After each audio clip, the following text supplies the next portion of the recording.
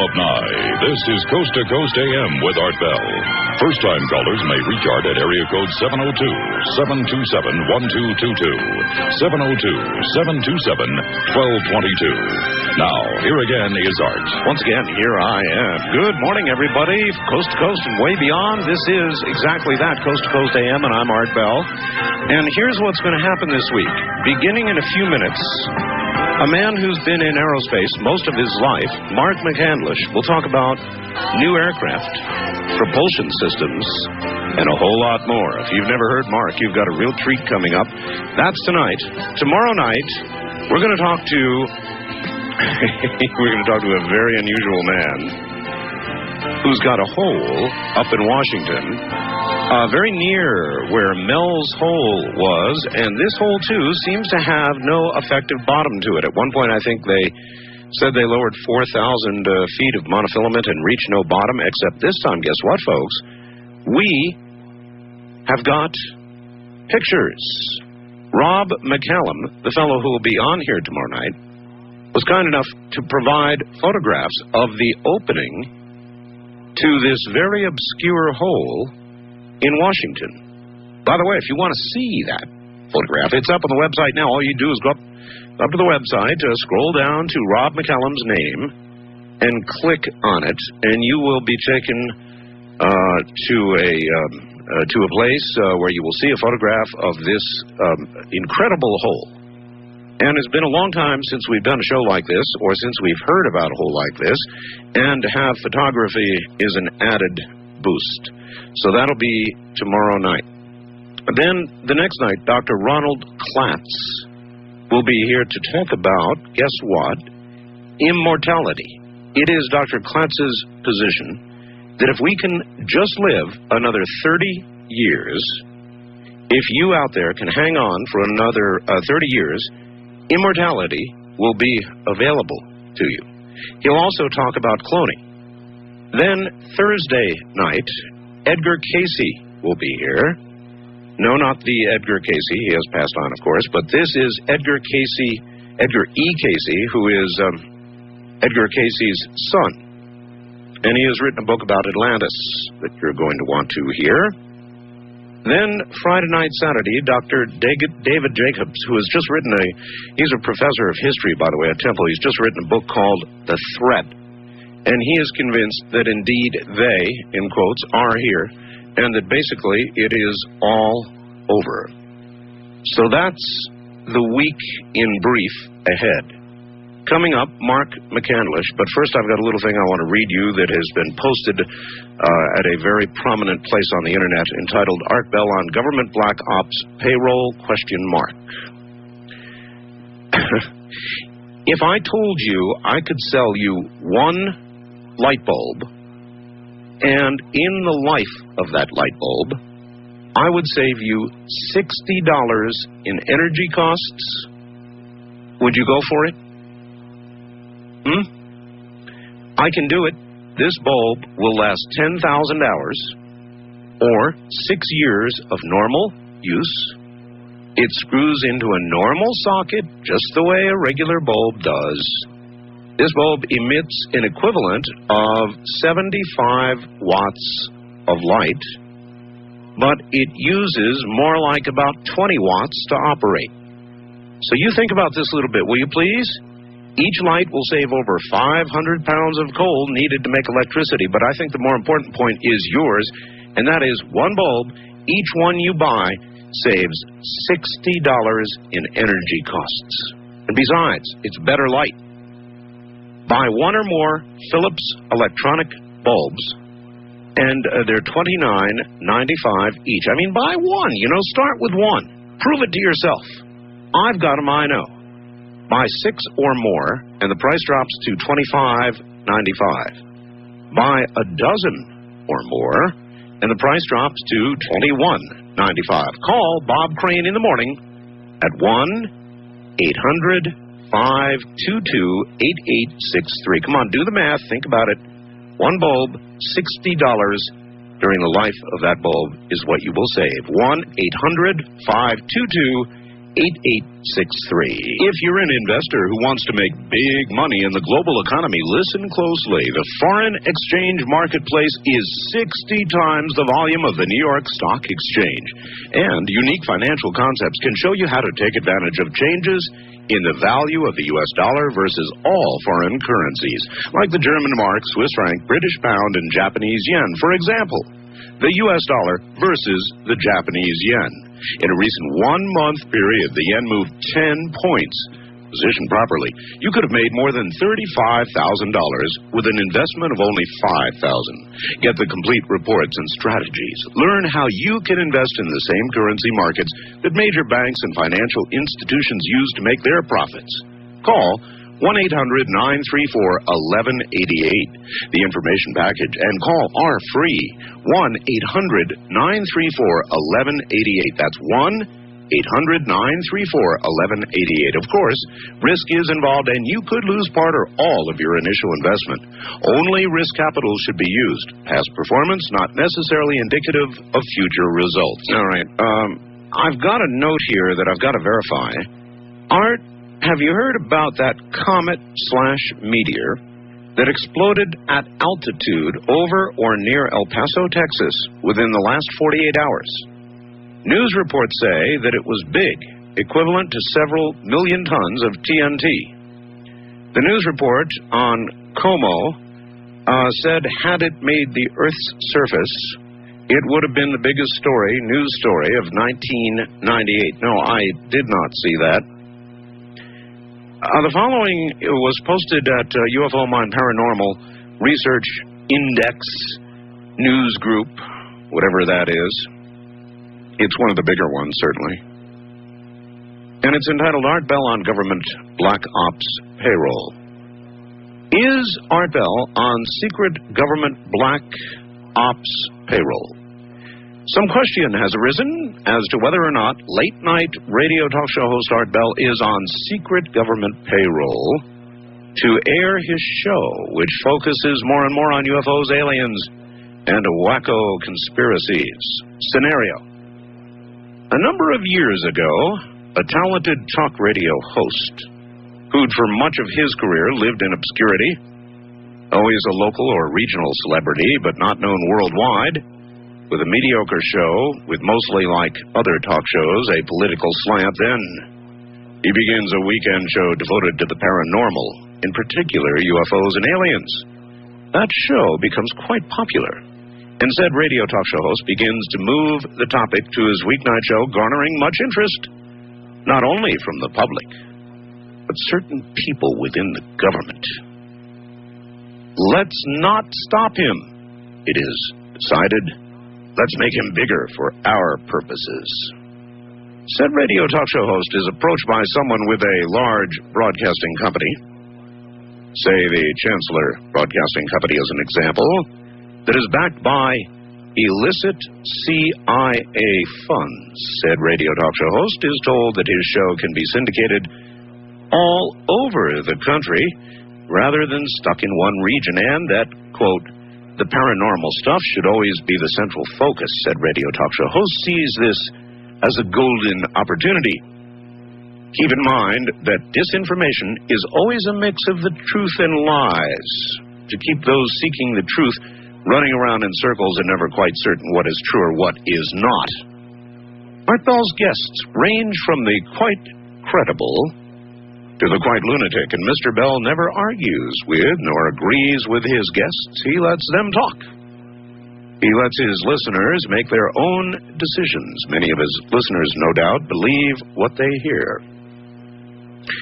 This format serves those special government people in other ways. They can keep track of what people, the call-in listeners, think and have experienced. And they can keep tabs on controversial people like Sean Morton and Richard Hoagland. Why is it that certain guests on Art Bell disappear? Or they come into harm's way, but Art Bell never does. Case in point, a man named Rodney had trapped a ghost and talked at length about it. The next day, he reported to Art Bell that some, quote, men in black, end quote, entered his home, beat him and his wife up, took their ghost-catching devices away from them. Then the man disappears, and Art is never able to find him. Second case in point, David Oates of Reverse Speech fame gets his house burned down with evidence of intruders after appearing on Art's show.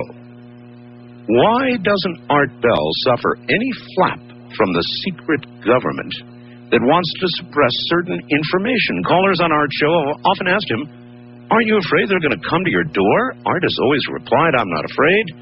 If they're going to come after me, they're going to come after me. But until then, I'm doing my own show." Art has also stated that he knows his phone lines are tapped.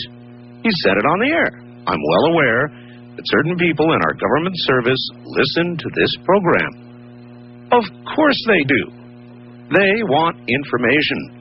What better way to track down abductees and those who have seen UFOs and other things than a worldwide talk show with over 10 million listeners where the host invites people to discuss those kinds of experiences? What better forum to infuse disinformation among the masses who are interested in this subject matter? This isn't to say Art Bell is a knowing disinformation specialist or is knowingly on government payroll. He could have been duped with the idea of a large talk show. Or he could very well be part of this whole program. Two of his frequent guests are Linda Moulton Howe and Whitley Strieber, both of whom have been known operatives of the CIA on UFO disinformation. Radio disinformation has been used in wartime against the enemy. So has newspaper and TV disinformation, even to this minute. So, don't think the Black Ops government would pass a chance like Art Bell, do you? There's a reason why they let Art Bell live and do his show and sometimes release real, sensitive information. Oh, there you've got it. Somebody went to an awful lot of trouble to get all that down. So much for that. Do I deny it? Nah. I stopped trying to deny this kind of stuff a long time ago. You guys just keep the check here on time, and I'll be denying it right along. For the past 18 years, Mark McCandlish has worked as a technical illustration consultant to the defense and aerospace industry. Obvious CIA. A veteran of the United States Air Force, he was assigned to the 318th Fighter Interceptor Squadron and stationed at McChord Air Force Base, Washington, in the early 1970s, working as a weapons control systems mechanic on the F-106 Delta Dart. Later attending Art College, the Art Center College of Design in Pasadena, California, on the GI Bill, he studied automotive design and illustration. After a brief time working as an artist for a Hollywood special effects company, he was employed by General Dynamics Corporation, as a technical and conceptual artist and as a technical publications editor. During his career, Mr. McCandlish has twice held a DoD security clearance for secret material. After leaving General Dynamics in 1982, Mr. McCandlish became an art consultant to various defense contractors. Over the past 16 years, he has been privately informed by several aerospace industry employees that the U.S. military has been operating extremely advanced aircraft and spacecraft that have been kept secret from the American public.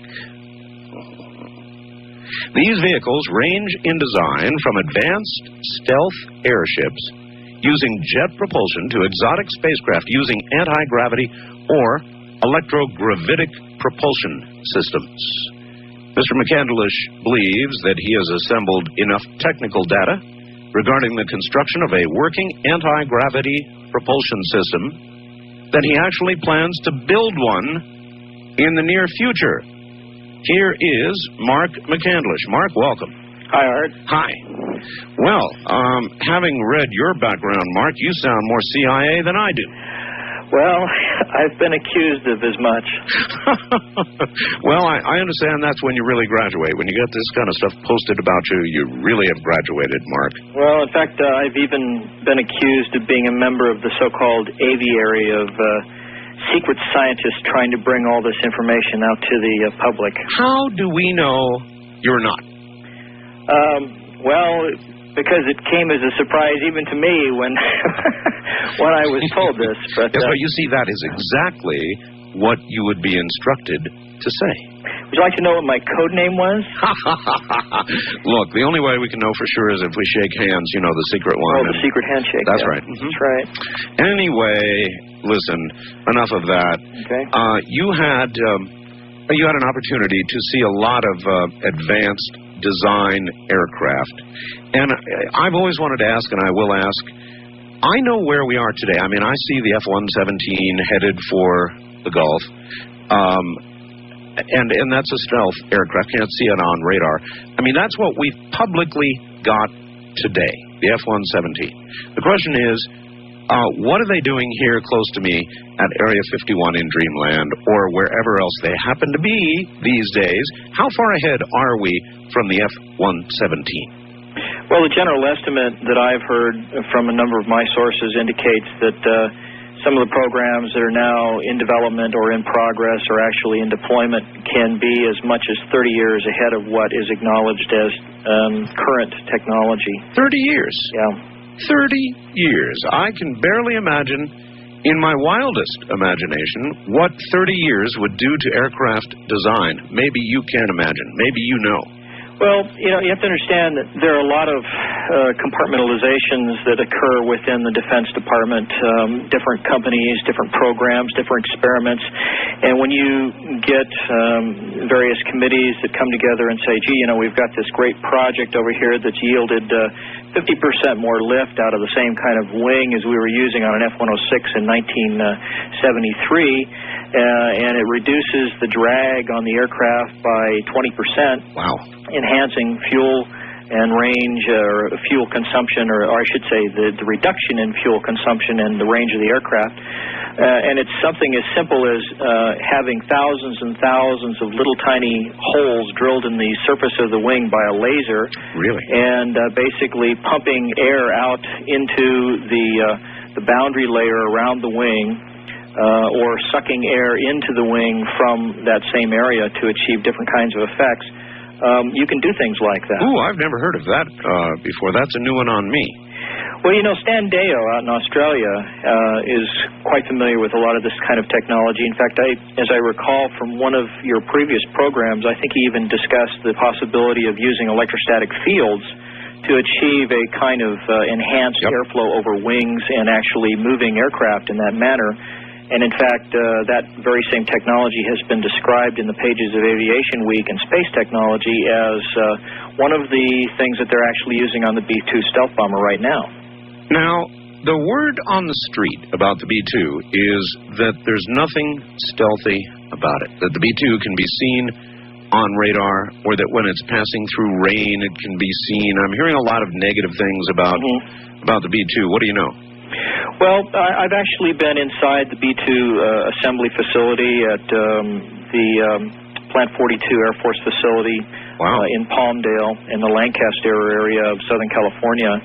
I've actually seen the aircraft undergoing construction, and I've been in on a number of presentations that discuss just this exact same kind of problem or allegation.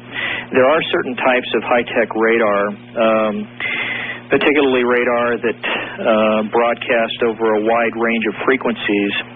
Ultra-wide radar frequency transmission does have the ability to pull certain features out of the B-2 bomber in terms of its reflectivity of the signal. And so there has been some debate about that. There do seem to be some ways in which this can be ameliorated or fixed in terms of the way that the wings are shaped or the way that the edge of the control surfaces are shaped, the kinds of paint and material that are applied to the outer surface of the aircraft. there are a lot of things that they can do. I mean, even some of the ideas that have been proposed sound like some of the stealth technology that you might have read about back in the 60s in Tom Swift novels, where they literally have receivers on one side of the aircraft that pick up the signal and transmit it out the other side of the aircraft so it appears as though it's not even there. I mean, wow. Some of the things are as far-fetched as that. Well, you know that I saw something here in Nevada. I had a triangular object pass directly over my head at about 150 feet. It didn't fly, Mark. It was big. It was solid. It floated. That's the only word for it. Maybe doing all of 30 miles an hour. Directly above me and continued out across the valley. And I could have thrown a rock at this damn thing. So that implies to me that we have propulsion systems that defy gravity. I don't know what else it implies. Unless this thing was from someplace else, then we've got anti-gravity. Do we have anti-gravity? Well, the answer to that question is yes, but I don't think that what you saw was an anti-gravity propulsion system. Judging by the size of the vehicle as you have described it to me, or as I've heard it described previously on your show, I honestly believe that what you saw may have been considerably higher than 150 feet in the air, but because of its texturing, shall we say, and because of the materials that are used, it appears to be a lot farther away than it is, or a lot closer than it actually is. However, I believe that what you actually saw was a proof of concept vehicle based on some proposals that go all the way back to the mid-1970s. All right, hold that thought, and we'll pick up on it after the bottom of the hour, which is what it is right now. I'm Art Bell. This is Coast to Coast AM.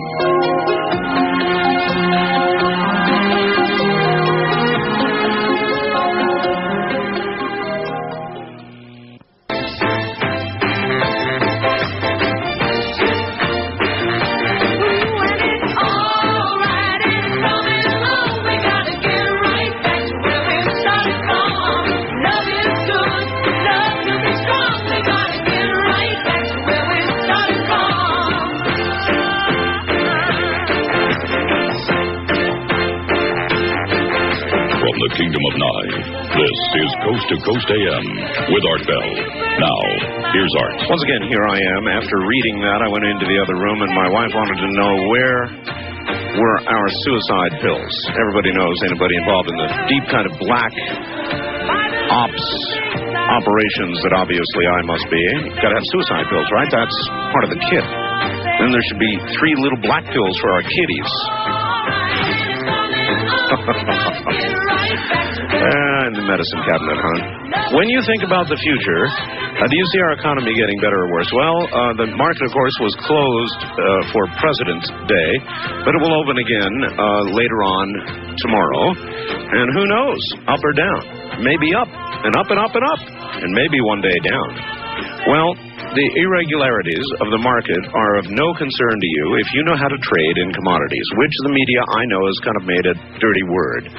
Talking about gold, copper, orange juice, heating oil, beans, cattle, that kind of thing. For 3.5 years now, 3.5 years, a long-term sponsor, Ken Roberts has been successfully teaching people in my audience to understand the principles of making money through clear, decisive decisions in the commodities markets. He's got a very unusual way of teaching you, which is simply that you invest on paper as you learn, and only when you are personally certain that you're losing money by not using money, do you in effect graduate yourself and begin. I've got a lot of people that are working about 30 minutes a day, and that's it. They're gone fishing. Want to know more? The information is without obligation. It's absolutely free. Even the call is free. If you want to know more, call 1-800-GOLD-KRC. That's 1-800-GOLD-KRC. Or the number is 1-800-465-3572. Well, all right, back now to Mark McCandlish. And again, the craft I saw, Mark, to me, it was quite clear because there was nearly a full moon. It is, of course, difficult to judge distance and size, but this sucker was close. And when I say close, I mean almost throw a rock at it close. It really blocked out all the stars and the moon as it came over, that kind of deal. Well, let me ask you this, Art. I mean, and this is something that I could probably discern from my work as an artist. If you were standing and looking up at this thing and you spread your arms apart to indicate the angle, wingtip to wingtip or nose to tail on this thing, how far of an angle do you think your arms would make from a... You mean when it was directly overhead? Yes. Oh, boy. I would think that if I went at about, let's see, I'm doing it on camera. I can't... I'll tell you what, Mark. Let's do this. Somebody will think you're going praise the Lord, right? Yeah, that's right. Look, let's do this. You're an artist, and I have been looking for somebody just like you. Between myself and my wife, I guarantee if we were to get together, we could talk you into rendering a precise drawing of what we saw. I would love to. All right, with reference points, land, the horizon, the stars, the moon, all the rest of it. We could. So let's do that. Yep. And you know what? When we're done, we'd probably be able to determine within, say, 25 to 30 feet of its actual length and width. You see, my problem is I can't draw. I draw stick people, you know. Mm-hmm. So I need somebody like you, and if we can get together and do it, we're going to end up with some good conclusions here and a drawing. Well, I'd love to, Art. All right, good. All right, so... I'll be your composite sketch artist. Yeah, there you go. I've never seen it since, so the question is, what do you know is or is not currently going on out at Area 51? Well, you know, they do believe that, or at least many of the watchers who hang around that area who've been out there frequently maintain that most of the really serious, highly classified activity began to taper off around 1992, although there are still people who swear that they have seen lights and things zipping around the sky out there from time to time. Yes. Now, I have talked to a number of people that believe that the more highly classified material and testing has been moved to either northwestern Nevada or southwestern Idaho, in that general area up there. In fact, I know of a personal friend who, as recently as 1992, actually had a sighting of a 600-foot-long V-shaped boomerang-like vehicle that apparently was having some kind of flight control problems and was hovering at a very strange angle near Cedarville, California, which is up in that same general area. In fact, if you drew a line from Redding, California, where I'm located, up through that part of the country, it would pass right through that same general area of northwestern Nevada and southwestern Well, Idaho. I'll tell you, test aircraft do crash. Now, there have been a number of crashes near me, side of the mountain near me, and when it occurs, Mark, you don't get anywhere near it. Even if there's a road, a public road that goes near it, everything is completely cordoned and blocked off. They bring in these big vans. A lot of interesting things occur, Sure. but one of them is that you don't get to see a thing. That's true. In fact, the pilots who fly these things are instructed that if they do get into trouble and it doesn't look like they're going to make it back to base, that they are instructed to auger this thing right into the ground at the highest velocity they can so that it's completely destroyed. Really? Yeah. In fact, when they go out there with a team to recover what's left of an aircraft, they will basically determine what the point of impact is, and they will sift the soil down to 20 feet if they have to get every last particle of it, every last component that they can, principally because so many of the materials that are used in these vehicles that allow them this stealth capability are highly classified in the kind of materials, the kind of components that go in there. They just don't want the information to get out at all. How interesting. There's another type of aircraft that I want to ask you about that I have seen evidence of out here, and I still don't fully understand the propulsion system, but it's like a bunch of explosions or something, and as you see, instead of seeing a normal contrail as you would with a jet, what you see are these donut-shaped booms. Boom, boom, boom, boom, boom. Right. Little donuts. What's going on there? Well, that particular aircraft was the earliest version of a family of aircraft that later became known in the media as Aurora. The very first version of this aircraft, in fact, the very first one that was ever seen was seen,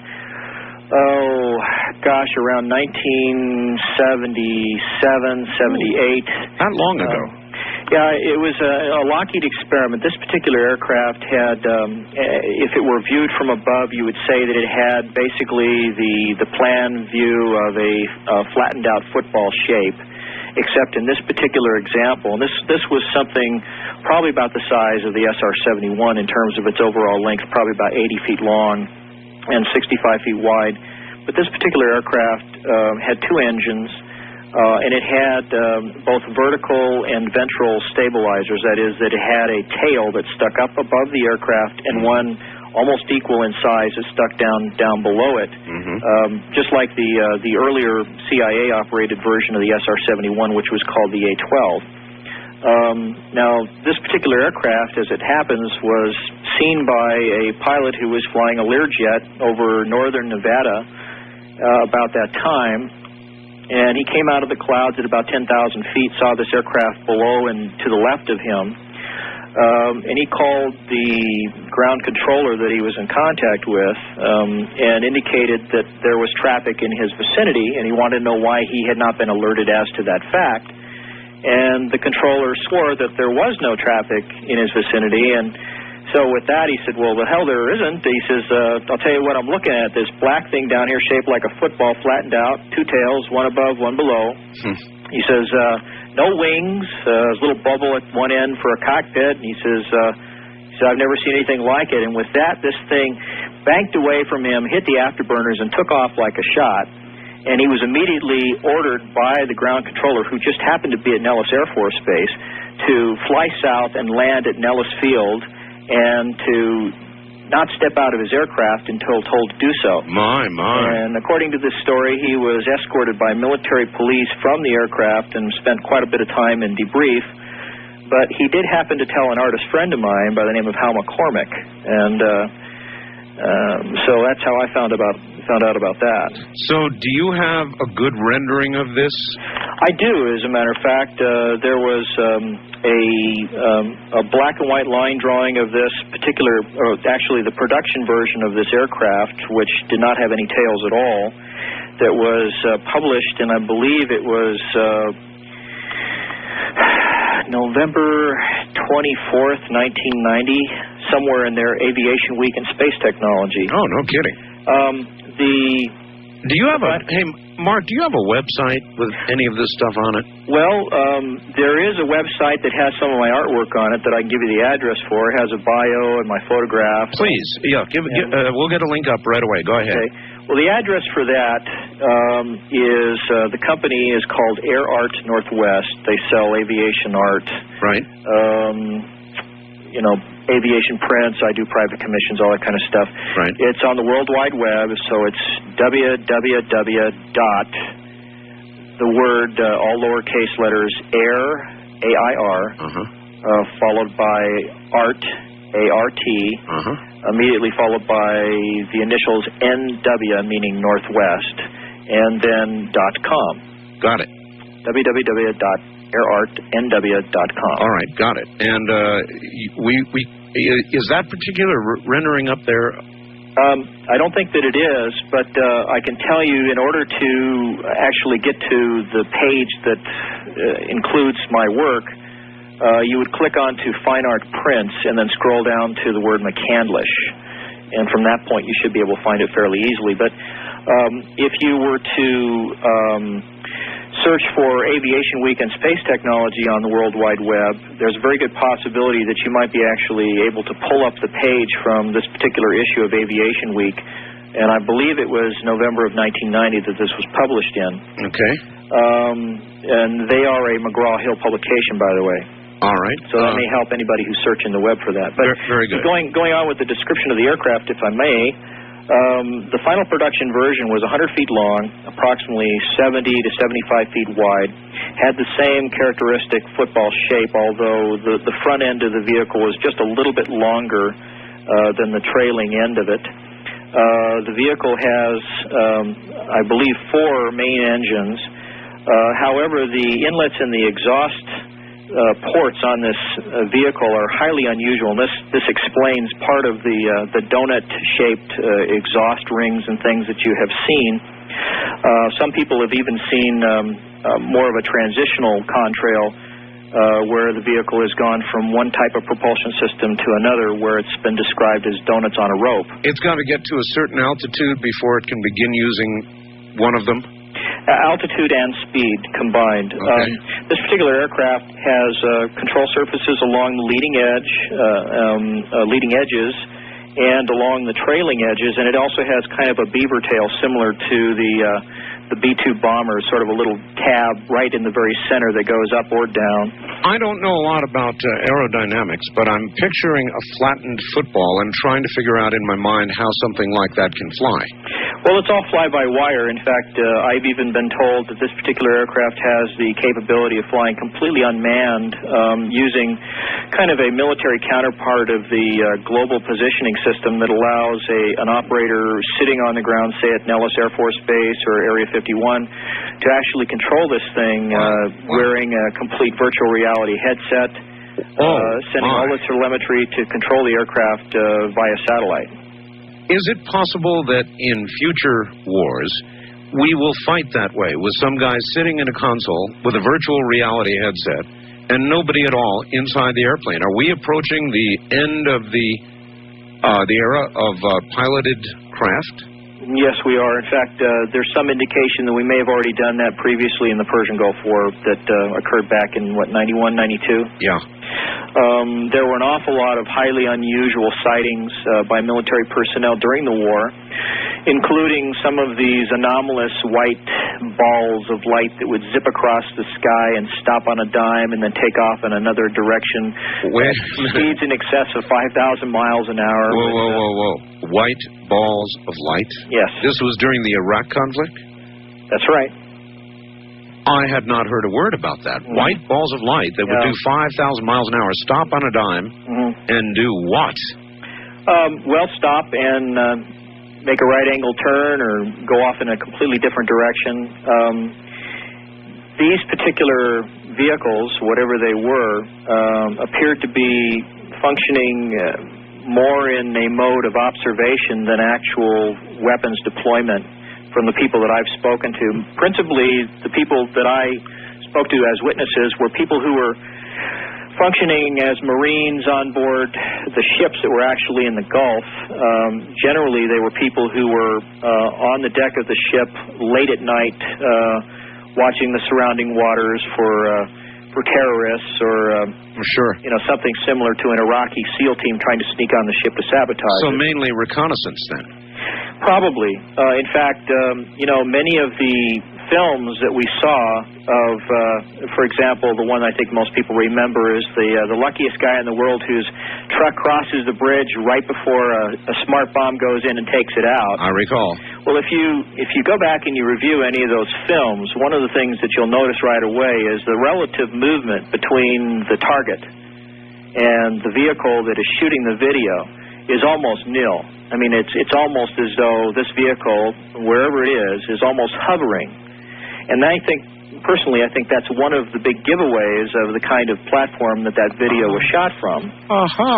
So, but there's also a very strong possibility that, as I was starting to mention earlier, that the vehicle that was used was something more akin to a very high-tech stealth airship or lighter-than-air vehicle, or LTAV, as some people call them. Kind of like a stealth dirigible or a stealth blimp, for people who are not familiar with the term. But basically, it's a vehicle that's lighter than the surrounding air. It uses a composite material on the outside like Kevlar or carbon fiber. It's entirely invisible on radar. It can actually be used as a radar listening post because it absorbs the radio frequency energy quite easily. And these things can send back real-time information to the commanders in the field, either via video or just pinpointing the source of an anti-aircraft radar that they can then home in onto with a missile and take it out.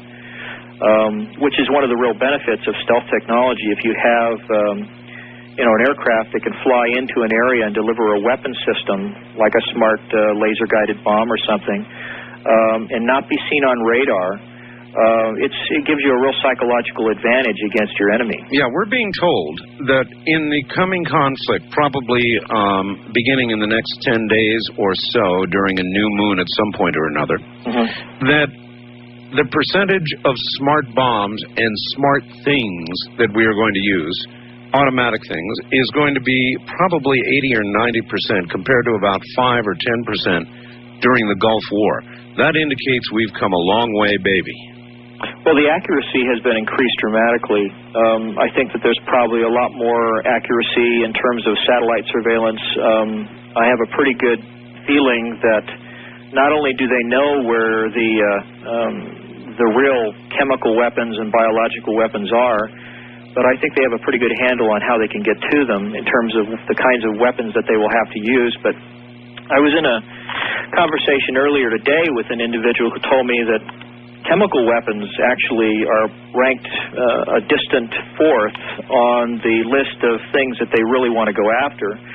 The first and foremost, apparently, is a new advanced technology that's being imported from the forward Soviet Union, and it involves these so-called scalar electromagnetic pulse weapons. Oh, no. Somewhat similar to the ones that the Russians were offering to help Indonesia with in shutting down a cyclone over an entire area. You bet. Remember that? Oh, boy, do I remember that. I had the newspaper article. They did indeed make that offer to create a cyclone. Now, how the hell do you create a cyclone? Well, cyclones and most weather type of formations are really just the atmosphere's reaction to different temperature and pressure gradients that go through the atmosphere. You've heard of storm systems being referred to as low pressure systems, of things course. like that. Yes. When you heat up an area of the earth or the ocean and the air begins to rise as a consequence of convection, the heat causing the air to rise, you get a storm. Well, if there's a lot of moisture in that area, particularly like the El Nino condition that we see now, where the water over the ocean itself or in the ocean is quite warm, then when that low pressure system occurs, when that reduction in pressure occurs, it draws a lot of moisture into the upper atmosphere, and it does it very quickly. But one of the things that happens as a consequence of that is that it's the water evaporating and becoming a gaseous form, and that actually has the effect of cooling the local area down. That's why low-pressure systems tend to be cooler than high-pressure systems. High-pressure systems are just the opposite. When you have cold air at altitude that's sinking down and causes compression, and so they actually seem to be a lot warmer than low-pressure systems because there's less of this evaporative effect. But if you have a very active, very intense low-pressure system like a cyclone, one of the ways that you can offer to shut that system down is that you use a system that will broadcast or create a tremendous amount of heat directly near this system. So you have a way of short-circuiting, and you can also use this kind of system to create a tremendous amount of cold air directly above the cyclone, which will start to sink down upon it and compress it. And by compressing it, it actually sort of crushes the low-pressure system and causes the airflow to start going in the other direction. All right, well, the Russians are saying they now have this technology, not something they might be able to do or anything in the future. They're saying they've got satellites up there now that can do this. Do you believe that?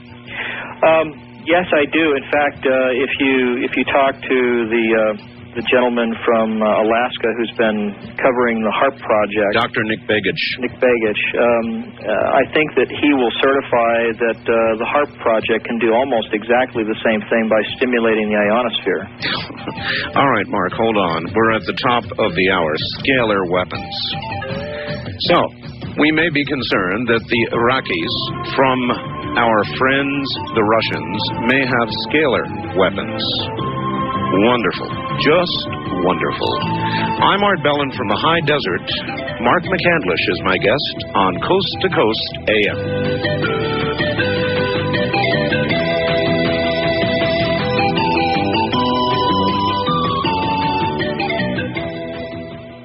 In the Kingdom of Nye on the Wild Card line at area code 702-727-1295. That's area code 702-727-1295. This is Coast to Coast AM with Art Bell. It is, and my guest is Mark McCandlish, who has been in aeronautics and space for years and years and years. We now have a photograph of Mark McCandlish on our website, and we also have a link to his website, which has some very, very intriguing things on it. So what you might want to do is to go to my website right away and make your way down to Mark McCandlish's photograph and the link. And when you get there, what you will see is a little blue thing that you can click on. And when you do, you'll be taken to Mark McCandlish's website and an opportunity to view all kinds of photographs of very exotic aircraft. And we'll cover some of the things that are on that website for you shortly. Also, tomorrow night's guest, Robert McCallum, has the Devil's Hole photograph up there. We've got a seemingly endless deep hole that we are going to explore tomorrow night. We've got photographs of it on the website right now, so that's another good reason for you to go up there. And we have also found the link now to this article accusing me of being in black ops, so we're getting that link up as well. So there's several good reasons for you to go cruising up to my website right now, which is www.artbell.com. We were in the middle of a discussion of scalar weapons when we broke for the hour with Mark McCandlish, and the fact that the Iraqis may have scalar weapons. So we'll talk about those some more in a moment. Again, Mark McCandlish. Mark? Hi, Art. What in God's name would a scalar weapon in the hands of somebody who would use it not in a friendly way do? What could you do with a scalar weapon? Well, it depends on the power source. A scalar weapon, as it has been described by the people who know about these things, is a device that, when used in its proper form, transmits energy directly through hyperspace, almost as though you've created an artificial wormhole, and you generate this energy, the scalar energy, and you direct it from two independent sources, both of which can be pumped from the same energy source. In other words, something like a nuclear reactor. Those two forces, those two beams, if you will, yes, go through hyperspace and can be coordinated to basically join together and become an unleashing of that same amount of energy at the other end. My God. And this can literally be transmitted just about anywhere you want within the local solar system. If you're able, define for me hyperspace. I know what space is. What is hyperspace?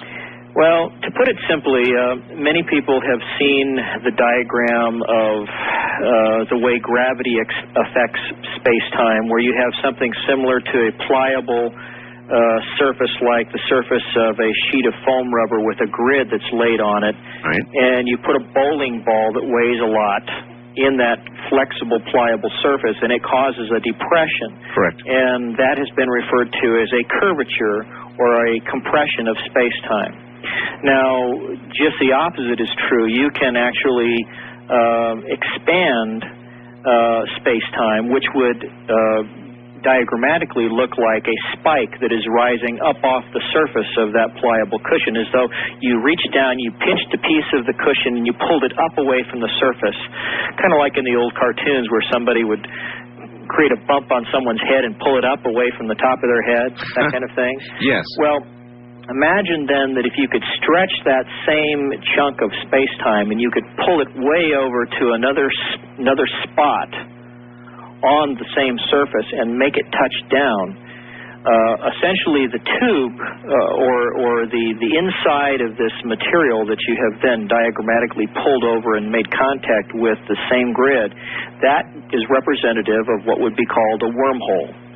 Now, in this case, what you're doing is you're taking a type of energy that is being broadcast in the form of a focused beam. Right. You are, and it can be focused or omnidirectional in all directions at the same time, but it is wherever the interference pattern of those two independent beams come together that it actually unleashes the full amount of the force that was pumped into the two individual broadcasters. Have you ever seen, Mark, the video from STS-50? Mm-hmm.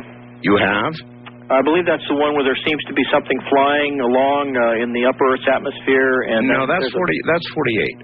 This is 50, and in STS-50, one of the shuttle's external cameras, as they're coming up on the coast of, I believe, South America, focuses for a good 5 minutes on a certain city. I mean, you can see, you can see the outline of the continent. You can, and it zooms in, and you can see the lights of the city. Right. And the camera sits there for a good 5 minutes, Mark, and then all of a sudden you see this incredible blast of light or energy ball-like thing flash up from the Earth into space. And it's obvious that the shuttle was wanting to take a picture of this and knew it was going to happen. Is that something that might be a scalar weapon? Well, it's possible. However, the description you just gave sounds an awful lot like what was being described back in the 1980s as an X-ray laser that is pumped by a nuclear blast. This particular type of weapon system has the ability to deliver almost the entire energy output of a nuclear weapon via an X-ray laser beam. And the interesting thing about it is that the weapon system actually has to use the electromagnetic nuclear pulse from a nuclear explosion to stimulate the X-ray laser and fire it. But in the process, it actually destroys itself, too, which could explain the flash on the ground and then this incredible pulse of energy that zips out past the space shuttle. There is no question about what I saw. Of course, I have no idea what it is, but I know that I saw it, and I have that tape now. What makes you think that the Iraqis might have scalar weapons of any sort? The Russians? Well, this particular piece of information came to me just today, in fact, and it came to me from a source that is well-versed in this kind of technology, and at this point I'm not sure that it would be appropriate for me to disclose the individual's name. But as I was saying earlier, the chemical weapons are actually probably number 4, a distant fourth on the list of high-priority targets that we're going to be concerned about in here. Biological, certainly, and nuclear, yes. Certainly. And that's about the order. The scalar weapons, biological weapons, nuclear weapons, and chemical weapons in that descending order. The nuclear weapons, we know that he has publicly displayed the fact that he has nuclear triggers. We know that he has been trying desperately to get a hold of weapons-grade material on the black market from people who were formerly involved in the Soviets' military programs. We know that both France and Russia have been helping him in fact, I think even Germany has participated in some of the chemical productions and the facilities that help to produce some of the chemical weapons. But probably after the potential threat of high-tech scalar weapons, which, by the way, permit him to wreak massive destruction on the United States without ever leaving home. How would that? Let me understand how that would be done. How would that be done, Mark? In other words, how would a scalar weapon deliver an impact or a destruction to, say, a U.S. city or region from Iraq? How would that happen? Well, imagine that you have a frog sitting on a lily pad in a pond, and you want to pick that particular spot in the pond as your target. Right. Then you go to another spot, 2 other spots in that pond, and you drop a very, very large rock in the water. And this may be 100 yards away. but you drop those two big rocks at different spots, and you do it simultaneously, and you do it in such a way that when those waves that are the ripples that spread outward in a circular ring, concentric rings, they spread outward, where they meet, where that interference pattern meets, it'll knock the frog right off that lily pad. And that's essentially what a scalar weapon does, is it uses a nuclear power source like a nuclear reactor, and it pumps two transmitters with the power from that source. That power is then broadcast sometimes in the form of a beam and sometimes as an omnidirectional signal. But the timing of the pulse is such that you pick your distant target, and the distant target is the point at which these waves, if you will, come into phase with one another and actually begin to reinforce one another. Mark, does this have to be space-based or can it be ground-based? It can be either. Ah, brother. In fact, there's even evidence that the Soviets were using this back as early as 1964, right after the missile crisis in Cuba. There are a number of earmarks, signatures, if you will, that give off will basically tell you that that kind of a system is used, and it was also seen in Vietnam. And one of the most outstanding signatures of this particular device being used is that all of the electrical systems in an aircraft or in the local geographical area fail simultaneously without explanation. And it's basically because the local environment is being pumped with so much energy. It's exactly like an electromagnetic nuclear pulse. It can blow out generators. It can fry the electrical systems of an aircraft. It can even make the fuel in an aircraft explode spontaneously. And in fact, there is quite a bit of evidence that TWA Flight N100 may in fact have been hit with what would be referred to as an electromagnetic missile, yeah. Good Lord. There was a whole string, actually, of very interesting aircraft accidents, one down in South America where the pilot lost all navigation ability.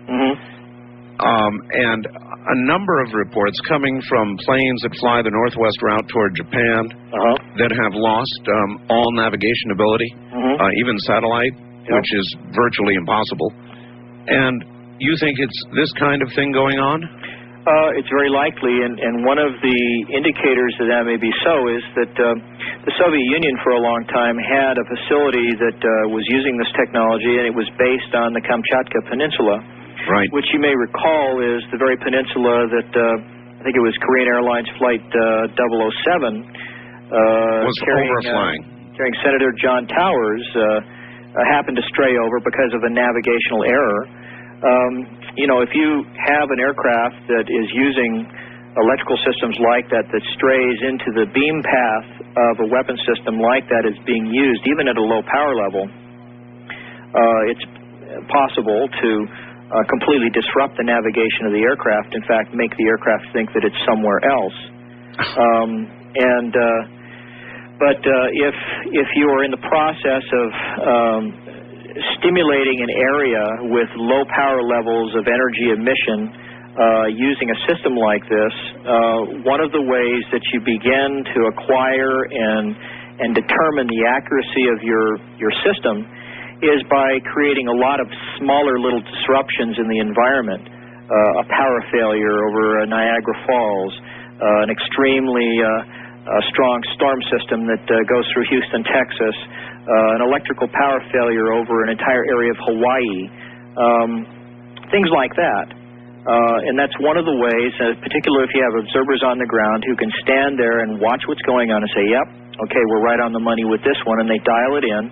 And it's even been described as producing a kind of a grid or a network that overlays the United States that would allow them to pull up coordinates and target exactly an area that they want to destroy. Mark, there have been several Western power failures where the entire grid went down, virtually from Canada, way up into Canada, down into Mexico, affecting about the western third of the United States. And in each case, and there have been 2 or 3 of them, they have never really found the source of the failure. And the whole idea of the grid in the first place is to isolate a failure and not take everything down. Mm-hmm. The whole idea failed miserably, and could this be one thing that would explain that? I would say so. I would say that it is, and you're right. You're absolutely right. In fact, the only difference between the more recent power failures and the one that occurred back in, I think it was 1967, the power plant from Niagara, was that the grid system wasn't quite as effective on the eastern seaboard, and what happened was that many of the systems that did remain online became overloaded, and as a consequence shut down and redirected the power requirements to other members in the grid, and they in turn became overloaded, so the whole system began to collapse upon itself like a house of cards. But the system, the failures, I believe there was a major power failure about 2 years ago that ran right through our general area here, and I don't think that it was weather related. Let me remind you of what went on, because I was on the air during that power failure, Mark, and I'll tell you what occurred. There were 2 reports of what people thought to be large meteorites. Exactly at the moment the power failed. 2 of them, and they were seen along the west coast. Well, that's a key right there. 2 independent surges of power that are basically in the process of coming out of hyperspace and joining into what would be called a vector wave, and unleashing that electromagnetic pulse on the local environment. The average American person sitting out there right now is saying, give me a break, Buck Rogers City.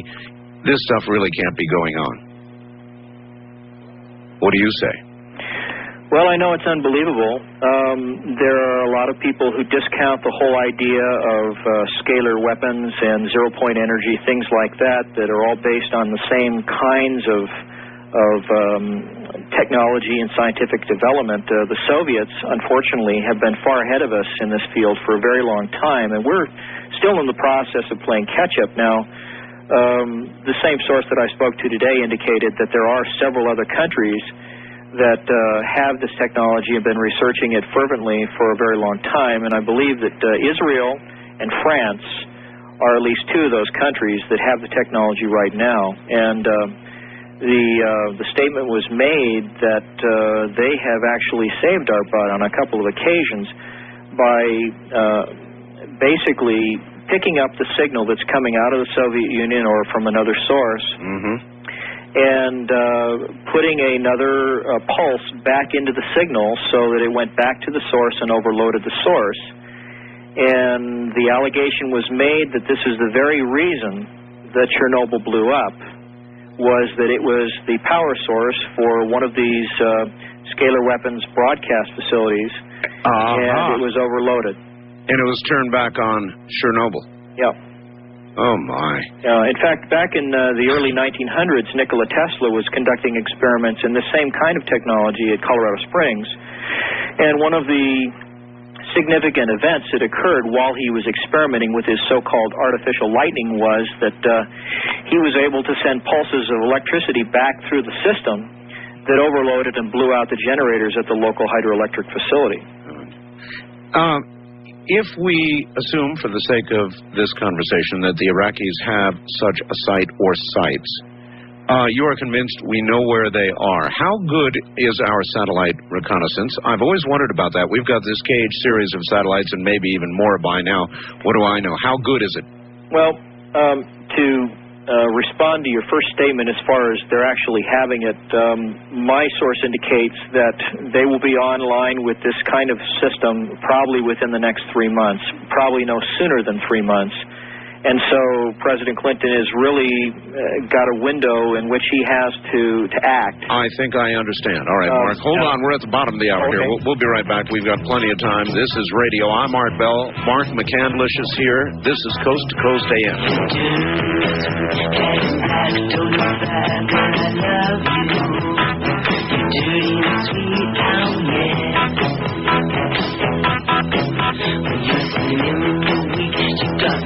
The hide upon you. You're dirty, sweet, and you're my girl. Get it on.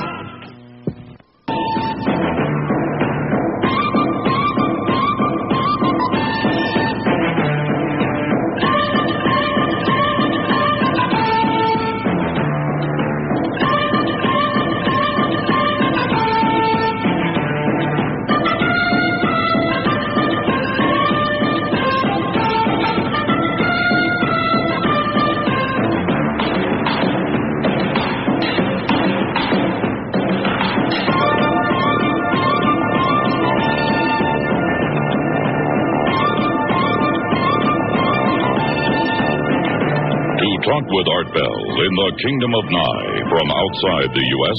First, dial your access number to the USA. Then, 800-893-0903. If you're a first-time caller, call Art at 702-727-1222. From east of the Rockies, 1-800-825-5033. West of the Rockies, including Montana, Wyoming, Colorado, and New Mexico, call Art at 1-800-618-8255. Or call Art on the wildcard line at area code 702-727-1295. This is Coast to Coast AM from the Kingdom of Nye. And the reason I just put all those numbers out is that we are going to shortly begin to take calls for Mark McCandlish. Wherever you are, we're talking and we'll continue to talk for a few moments about scalar weapons. And then we're going to touch on anti-gravity. And then it's going to be your turn. Just tell them you want the Ultra Team. The one Art Bell has on his Hot Rod Metro. Call 1-800-627-8800. It's like a heart transplant for your car. I can never get that right. My little Hot Rod Metro. It's true, though. It really is true. It goes over that hill now and forth. It never did that. It always had to go to third, occasionally in a full load, even second. All right, let us pick up roughly where we left off from Dave in Milwaukee. The following. Art, scalar weapons are based on the work of Nikola Tesla. Could you please ask Mark to comment on Tesla's contributions to the area? So that kind of picks us up where we were, Mark. What about it? Tesla, what did he really do? It's hard to separate the myth from the reality with Tesla. Well, one of the interesting types of electrical devices that Nikola Tesla had come up with was one that just about everybody's familiar with, but very few people realized that he was the creator of. It was a kind of an open-air transformer that was referred to as a Tesla coil. It's the kind of thing that they used for special effects back in the 40s and the 50s for all the old Frankenstein movies in the laboratory, the mad scientist, the lightning bolts zipping across the room, and that kind of thing. And of course. Basically, it's just a way of taking a certain amount of electricity, say, the kind of electricity you get out of the wall, 120 volts AC, and through a transformer, stepping the voltage up to maybe a couple 100,000 volts, but the amperage drops way down so that it really doesn't become any more dangerous than, sticking your finger in an outlet. Lots and lots of voltage. Lots and lots of voltage, no current. It'll stand your hair on end, that kind of deal. Mm-hmm. Yeah. Now, one of the eventual developments from that kind of research was a discovery by Tesla that the Earth itself is actually in what they call electrical resonance. That just like sound and the ability to, say, make a tuning fork at one end of the table begin to vibrate if you strike another tuning fork and put it firmly on the opposite end of the table. Right. Forced vibration, I think, is the term they use for that. Electricity is kind of the same way. It's the whole idea behind... Are you referring to the Schumann resonance frequency or what is said to be the frequency of the Earth itself? Well, I think that would be one of the things that Tesla did some work with, and I believe that you are speaking about the same thing, if I'm not mistaken. But the Earth itself is in electrical resonance, just like being able to achieve the same kind of forced vibration in a tuning fork. You can do the same thing with electrical systems. It's kind of the same principle that wireless radio broadcasts are based on. You send out a broadcast of a particular frequency, like a particular frequency of sound in a tuning fork, and you have a receiver at the other end that is tuned to that same particular frequency and will resonate with it, and then that signal can be amplified and you get sound, just like the people listening on the radio now. Okay. Well, in the case of Nikola Tesla, he found that because the Earth itself was in electrical resonance, that there was a way to stimulate or put a pulse of energy into that electrical resonating system. And if you had just the right kind of transmitter and just the right kind of receiver, you could stick an antenna into the ground and have free energy right out of the ground. All right, that was the good Tesla. The bad Tesla that I've heard about actually claimed to be able to create earthquakes. In fact, there's some documentation indicating he did create an earthquake. Well, there is a device. In fact, if you write for the catalog that's available from the International Tesla Society, based in Colorado Springs, you can get the original patents for the device. And it's actually a rather small device. I think it involves a sort of solenoid type of mechanism. And the idea is that if you have a brick building, that brick building has a certain resonant frequency. And basically what this little device does is it's very much like a little electrically stimulated hammer that will pound on the side of the building, and then it'll sit there and it'll listen for the echo of that sound to come resonating back to the point of origin. And the moment that it does, it will begin to time that echo, so that each time the pulse goes out again, it also strikes another blow.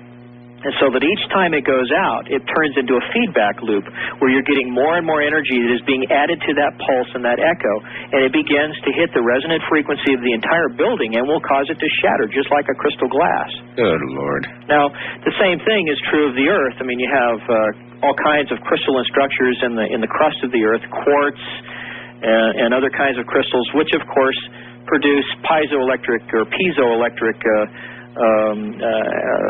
pulses that come out during earthquakes. It's one of the reasons for the so-called earthquake lights.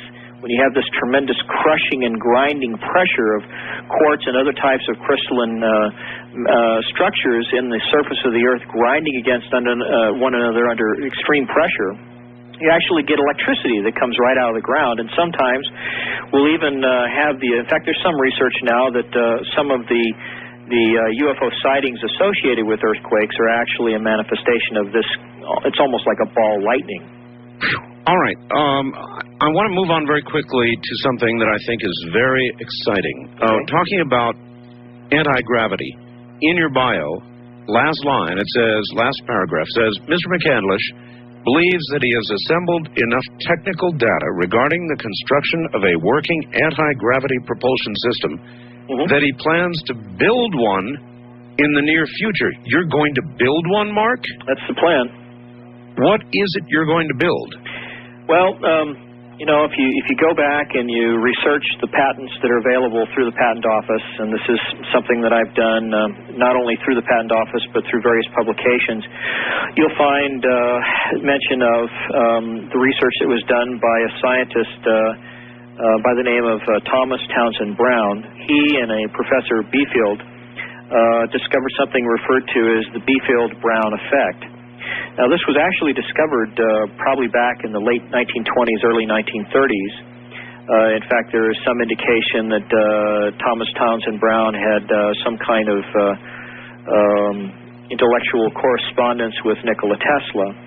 But the discovery was that if you take parallel plate capacitors, that's basically copper plates that are separated by some kind of heavy insulator like glass or plastic or something of that nature. Right. And you put a sufficient amount of high voltage electricity onto those plates, with one plate being positive and one plate being negative, right, or a multitude of plates that are stacked up upon one another with the same kind of insulation in between, where you have a layering of negative, positive, negative, positive, negative, positive, and you have one circuit that's basically dedicated to the negative side of something like a Tesla coil, and the other side being dedicated to the positive side of the energy circuit, that you can actually see a reduction in mass of the capacitor itself. It will begin to levitate.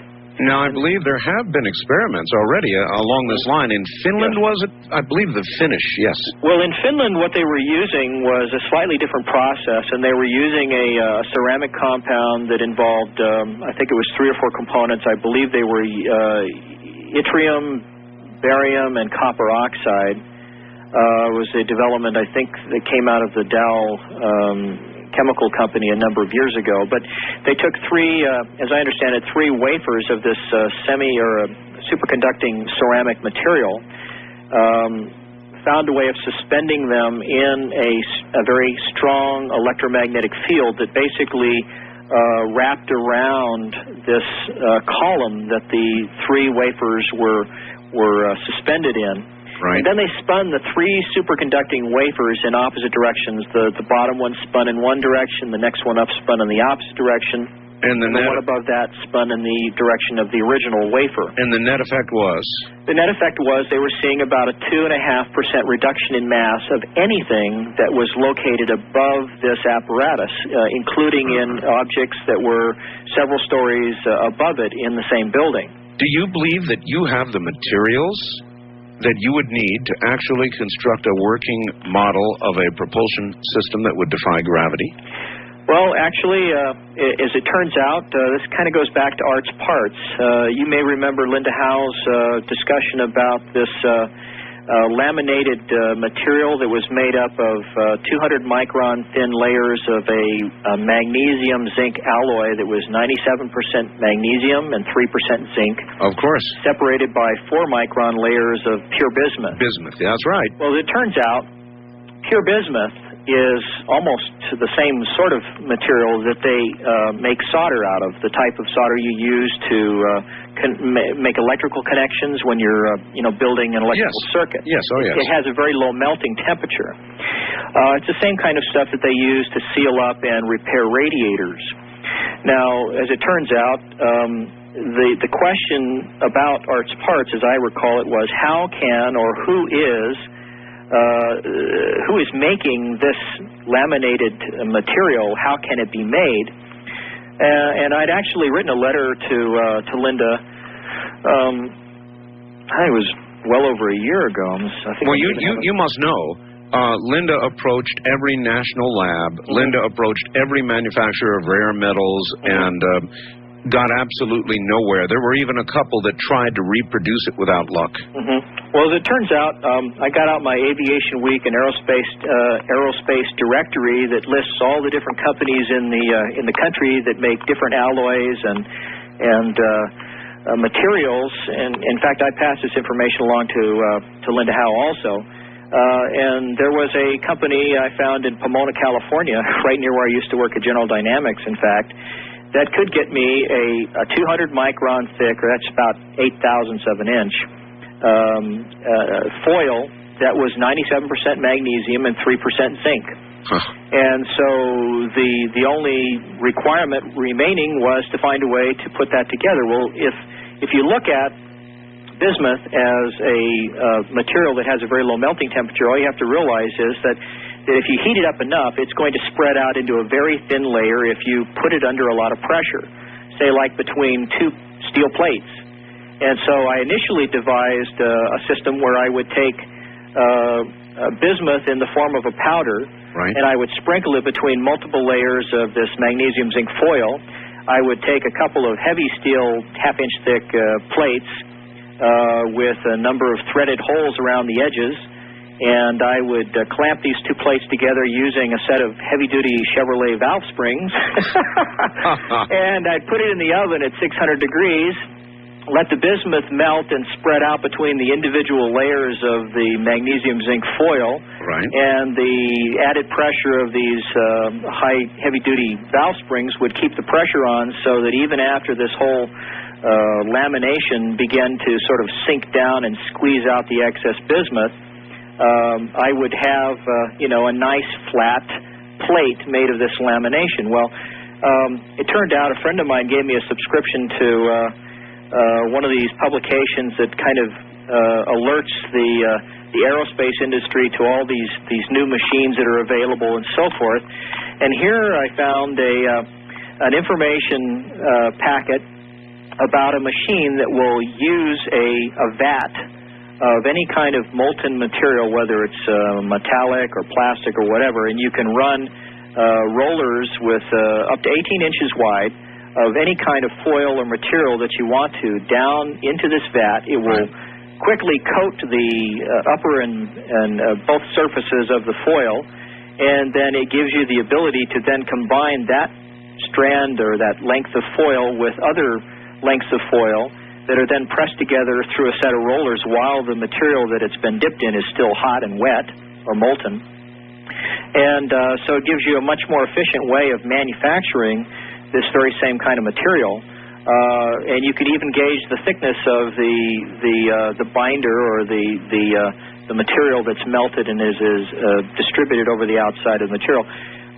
I think one of the things that Linda had been searching for was offshoots of the so-called vacuum vapor deposition process, where you put your individual layers of foil or the substrate material, as it's sometimes called, into a vacuum chamber, and then you use a high-temperature, almost like an arc welder device that sprays vaporized metal onto the material. And because the material, the substrate material, is colder, it basically condenses onto the surface of that material. It's all right, you're going to begin to lose people a little bit, because you're almost losing me. Well, so anyway, you construct essentially the plates of the capacitor blade. The different capacitor plates are constructed out of the same kind of magnesium zinc lamination. Let's say you got it all put together. Bottom line here. Right. What would you expect to be able to do with regard to when you say anti-gravity? I mean, would you have a small device that would rise into the air magically? Would you have something that you could install into, for lack of a better word, a saucer type vehicle and actually lift off? What do you practically imagine could be done? Well, the proposal, as I'm outlining it for my prototype, basically uses a 12-foot television satellite dish as the structure that the capacitor sections will be installed upon. Right. As you know, it's like a big umbrella. You have all these vanes that go out to support the structure of this dish. Well, divide each one of those little sections into 3 small, almost like pizza pie thin slices, or very long isosceles triangles, and make each one of them a capacitor section. And then set up a high voltage source like a Van de Graaff generator, which is basically just a big fan belt on a pair of plastic rollers, and it has some copper wires that stroke across the surface of the fan belt as it spins at very high speed, and it creates static electricity. Well, you can buy one from Edmund Scientific for $400. That'll put out almost 500,000 volts. Now, if you run that 500,000 volts through a Tesla coil that jumps it up to over 1 million, now you're really in business. And what you do is you have a rotating spark gap at the bottom of this central column that houses your Van de Graaff generator. Yes, sir.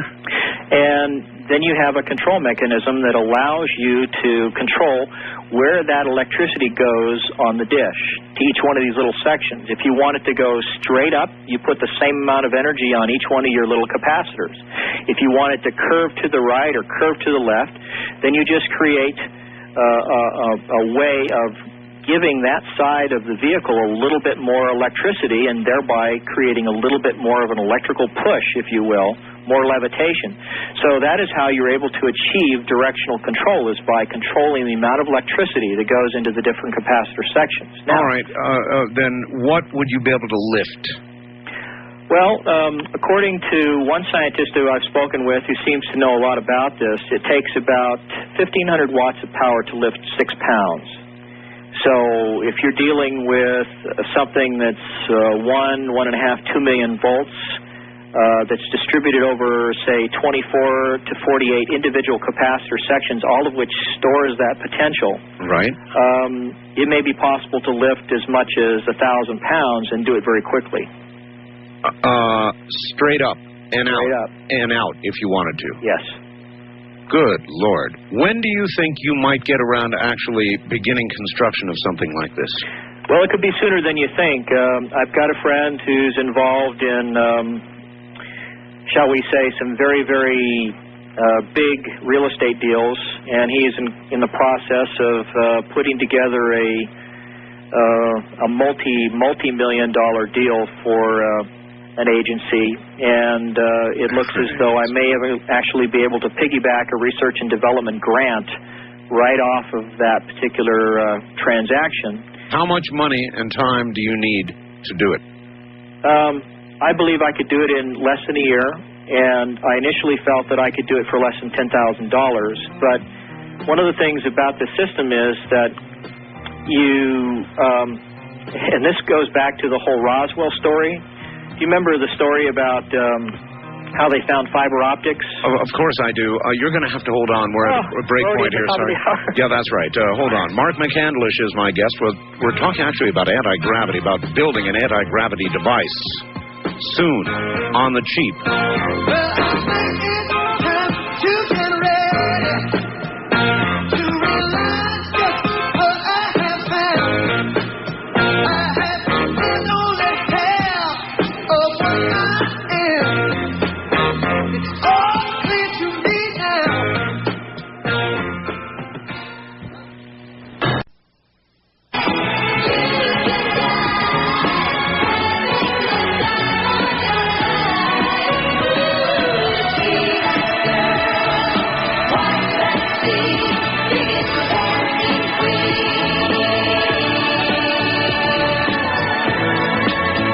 Kingdom of Nye, this is Coast to Coast AM with Art Bell.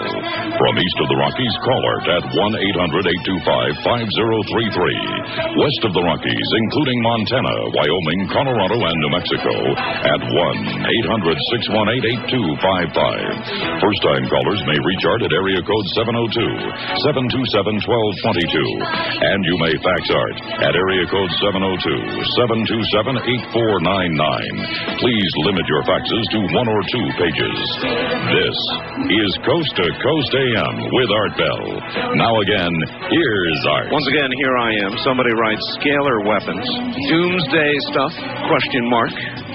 Anti-gravity, can you imagine that? We have a man here who claims that with X number of thousands of dollars, maybe 10, 20, 30, I don't know, at about a year's time, he'll be able to lift 1,000 pounds off the ground with the only propulsion system being an electrical one, producing anti-gravity. To lose, but the fact. All right, I promise. We're about to go to the phones. I got this fax that I want to read. Art, please don't use my name. This stuff was top secret at the time. You know the government. I was also in the USAF in the late 60s and early 70s, worked Special Ops Wing in North Carolina. We had what was probably the first operational stealth aircraft, a C-130, with lead-based radar absorption paint, including the props, chaff dispensers, ECM, and the APQ-99 forward and side-looking radar from the F-111 connected to the autopilot for low-level flight. It also included a personnel extraction system called the Fulton Recovery System to pick up special ops operatives in the jungle. These poor guys went into Laos, Cambodia, and North Vietnam with Swedish weapons, no ID, jungle fatigues. We would pick them up by dropping a package to them with a helium balloon, lots of line, and a harness. What a ride out. You were in the Air Force at the time and know what you saw as our capability then. All I'm saying is that we were 20 or 30 years ahead of technology then. What we must have now would be really amazing. This scalar weapon you're talking about tonight is pretty frightening. Ed Dames talks about a scenario soon to happen where the upper atmosphere is damaged/burned and a great change takes place in civilization as we know it. Please ask Mark what kind of a mess this weapon or a weapon like it could do to our world environment. Mark? Well, it could, it's conceivable that a weapon system of this kind, if it wasn't destroyed in time, could literally damage the Earth to the point where the polar ice caps would melt, the coastline of most countries would change dramatically.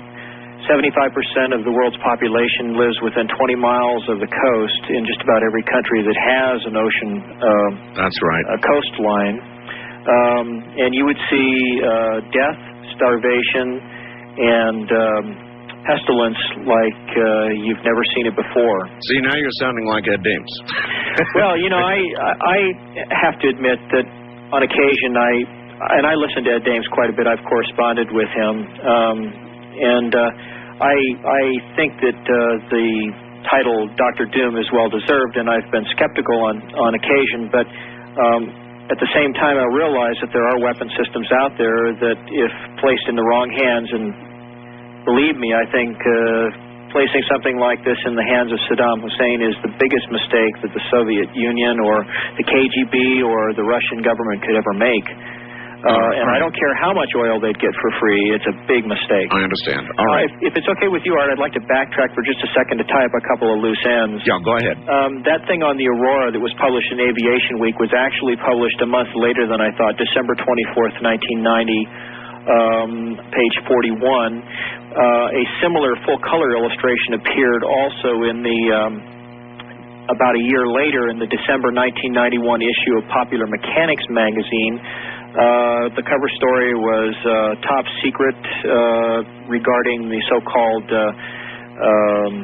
T3 top secret aircraft, and the Aurora illustrations appear on page 35 in that issue. Now, you had spoken about donut-shaped contrails and things like that. That basically comes from the shifting from the internal engines that I described before that have trapdoor Nakaduck-style inlets and trapdoor exhaust ports that all close up at the moment that it transitions from the internal engines to an external burning mechanism running across the top and the bottom of the fuselage of this vehicle are thousands and thousands of what look like fuel injectors pointing towards the rear of the aircraft. And when this thing gets up above Mach 2.5, Mach 3, you get a supersonic shock wave that forms along the leading edges and coming up over the top and the bottom of the vehicle. And where these fuel injectors are located, there is a ridge, and the shock wave separates from the surface of the vehicle at that point, and they basically spray a pulse of fuel into that superheated shock wave of air, and it explodes spontaneously, and it expands between the supersonic shock wave and the tapered afterbody or tail section of the aircraft, and basically squeezes it like pinching a wet pumpkin seed. In fact, so in other words, you're literally propelling yourself along with explosions. That's right, and that's what that pulsing sound is. Now, when these things are at altitude, the pulse may last for about 5 seconds. You know, it'll be a constant stream of fuel for about 5 seconds, and then there'll be a pause for approximately 10 seconds. Now, I've actually seen this thing flying over the Redding area, coming up out of Area 51, headed towards the Gulf of Alaska. Now, on this particular occasion, it was I guess it was in 1993, 1994. It was right about the time that the North Korean President Kim Il-sung was on his deathbed, and the U.S. government was not certain what would happen as a result of his death, whether his son would take over, whether he would try to start a war with South Korea. And so they had these vehicles flying over our area approximately every 20 minutes. And then again, early in the morning, you could see them going back into the southeast from this area back towards Area 51. But that was one of the things that you could see even through the binoculars, was this fuel igniting with a pause of roughly 10 seconds in between. All right, I've got a million people who want to ask questions, so we've got to do that. But I just have one more question for you, very short one. Mark, if you do virtually invent anti-gravity, what will you do with it? Well, as it turns out, there is something called the X Prize. There is a foundation that has established a prize of $10 million, and it's even being sponsored by some of the people that are in NASA, like Buzz Aldrin, and there's another astronaut, I think his name is Lichtenberg, they are basically going to put a prize up for anyone who can assemble a team and demonstrate a technology, even if it's a spin-off of the older existing technology, that will make commercialization of space a viable business venture. So, in other words, you'll collect your $10 million prize and virtually give it to the world. Well, you got to remember, I'm not the first one to do this. The military has had this kind of stuff since at least 1967. Well, not that I've seen. Well, if you look at some of the, and you have to remember, there's a whole segment of this story that we've discussed on previous shows that we haven't even touched on here, namely the fact that I know people who've actually seen the saucers in hangars at Norton Air Force Base and Edwards Air Force Base and other places, dating as far back as 1973. Well, then what the hell are we doing launching shuttles with liquid chemical propellants? Well, it keeps a lot of people employed. All right. What was it Richard Hoagland said, that it's a great jobs program or something like that? Well, of course it is. First-time caller line, you're on the air with Mark McCandlish. Hello. Hello, Art. Yes, sir. Where are you? I'm in Rochester, New York. Okay. This is Forky. Yes. You're a polite host, and I'm not going to be so polite. Mark, I want to pin you down on your belief in UFOs and extraterrestrial technology. Okay, go ahead. You've kind of veered off every time you were pinpointed on it. Well, okay, ask your question. What do you believe in the extraterrestrial technology that we've acquired from the so-called Roswell incident? All right, that's fine. Look. Do I believe it exists? Yes. Yes. As a matter of fact, I have. We were talking earlier about arts parts. A lot of this audience has no idea what those are. They were sent to me anonymously a long time ago. I retain some of them. Linda Moulton Howe has some of the parts, and Whitley Strieber, nobody knows that until now, has a sample of this as well. It was tested by just about every lab you can imagine, and it looks like it's an anti-gravitic material. So where did it come from? Well, we know it came from 1947 and from Roswell, or we think we know that. Mm-hmm. Now, he hit you straight up. Do you believe that we have alien technology that we have back engineered and we are using? That's a straight up question. Yeah, I do. Absolutely. Okay, well, there's no weaseling there. If I could kind of elaborate, one of the ways that I tried to test the idea of the U.S. military having acquired so-called alien technology was that once I had been told in 1988 from a personal friend who'd actually seen this technology in a hangar at Norton Air Force Base during the course of an air show in which he was in the presence of Senator Alan Cranston and Congressman George E. Brown Jr. Yes. I knew then that obviously we had something that was fairly unique. He was even referred to as an alien reproduction vehicle. So my next step was to try and find people who claimed to be victims of the so-called abduction phenomenon, and without previously telling them what the technology looked like, as far as I was aware, right, asked them to describe what, if any, propulsion system components they had seen. And in every single case where I found what I believed to be a legitimate example of the abduction phenomenon, I had people describing a central column that was wound by copper coils that had some kind of a liquid or gas flowing through it. There was some kind of a flywheel mechanism that was either mounted halfway up the column or at its base, that there were copper coils that wrapped around the exterior of the crew compartment that was in the immediate vicinity of this column. And basically what you were looking at there are the primary and the secondary windings of a Tesla coil with with some kind of a generator in the middle of that central column. Now, in the case of the military system, and I've acquired this information in interfacing with Dr. Fred Bell, who you've had on your show a number of times. Indeed. It turns out that the military version of this vehicle is a lot more sophisticated than what I'm proposing. I mean, it goes far beyond using a Van de Graaff generator and a couple electric motors and batteries. The military version uses a plutonium dioxide 238 power source, which when you have just enough material below critical mass, the radioactive decay of the material will actually cause a ball, say 11.5 or 12 pounds of this material, to glow red hot. And you can generate steam with that. And when you generate steam, you can drive a turbine, which goes through a transmission, turns the flywheel to stabilize the vehicle, but it also drives a high-voltage electrical generator that you then power the Tesla coil with, etc. Which, again, is exactly what you described earlier as what will be anti-gravity. All right, I interviewed Dr. Fred Bell, and I found him to be a fascinating individual. Yes. His claim is that he has built a time machine. Now, his claim further is that he took this machine probably 30 seconds into the future and operated it one time, and I said, Doctor, what was there? What was 30 seconds in the future? And his answer was, absolutely nothing. Blackness. A void. Are you familiar with that aspect of Dr. Bell? Yes, in fact, I listened very intently to that program. In fact, he is in the process of putting the finishing touches on the publication of a new book.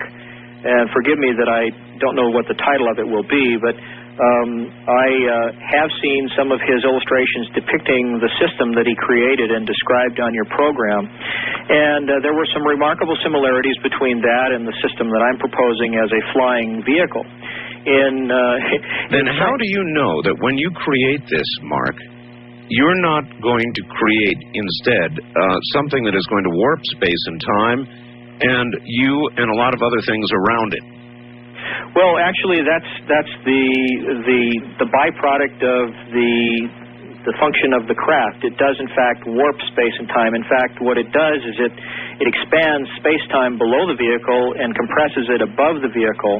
And that is a byproduct of mass cancellation. Yes, but I can imagine that if something is not quite right and the fields don't go where you expect them to, that the you thing could flip over like a top that's out of balance. And, well, it could, and it could take you with it. That's true.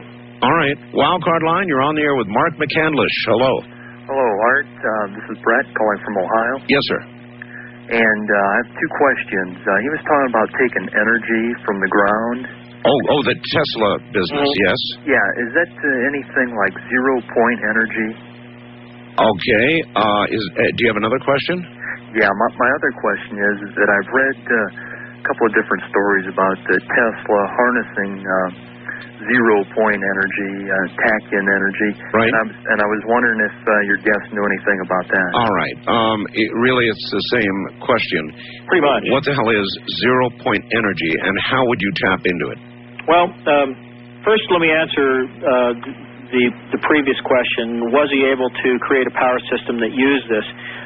There are some people that believe that the tower, the power broadcasting tower that Tesla had proposed and was preparing to build at Wardenclyffe, New York on Long Island, was in fact going to be the prototype for such a system.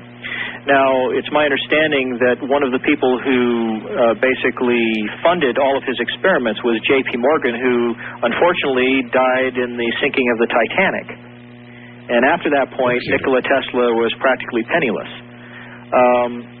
So I suppose you can generate another conspiracy based on that, too. But the idea was that he was going to try and use the electrical resonance of the Earth and create basically an electrical shock wave that would then travel through the crust of the Earth, and if you had the proper device, the proper antenna, so to speak, that you could drive into the ground, you could pick up this electrical pulse or this reinforcing of the Earth's electrical field and tap into that frequency and actually draw upon it using... So, Mark, in other words, the power was not coming out of the air, it was coming out of the ground. Well, actually, as it turns out, the reason that you have electricity in the form of lightning bolts is because there is a difference in voltage between the Earth itself and the atmosphere. Actually, I understand that lightning bolts go from the ground to the cloud rather than cloud to ground. Well, I have heard that, although and I'm not a real expert in this area, but I have heard the same thing, although what I've heard is that the initial pulse appears to come from the sky, but the flow of the electricity is actually going from the ground to the sky. Okay, 0-point energy that is supposedly all around us all the time. Okay, what is it? Yeah. Well, the best way to describe that would be to say that all around us, between each and every one of the atoms in your body and the materials and the buildings, everything around you, there are spaces, and it's been referred to in quantum mechanics as space-time. It's kind of like a matrix, like a sponge. And even though you can cool things down to almost absolute zero, when you do that, there is still this minor amount, this small amount of oscillations. All right, hold that thought. We will come back to 0 point after the break at the bottom of the hour, which we must make right now. This is Coast to Coast AM. I'm Art Bell. My guest is Mark McCandlish. Lips sweet surprise. Her hands are never cold. She's got Betty Davis eyes. She'll turn the music on you. You won't have to think twice. She's pure as New York snow. She got Betty Davis.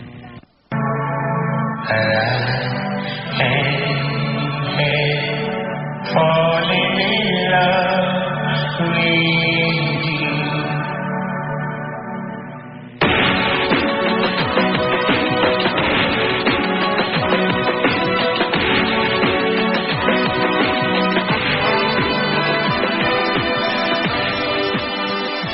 To talk with Art Bell in the Kingdom of Nye.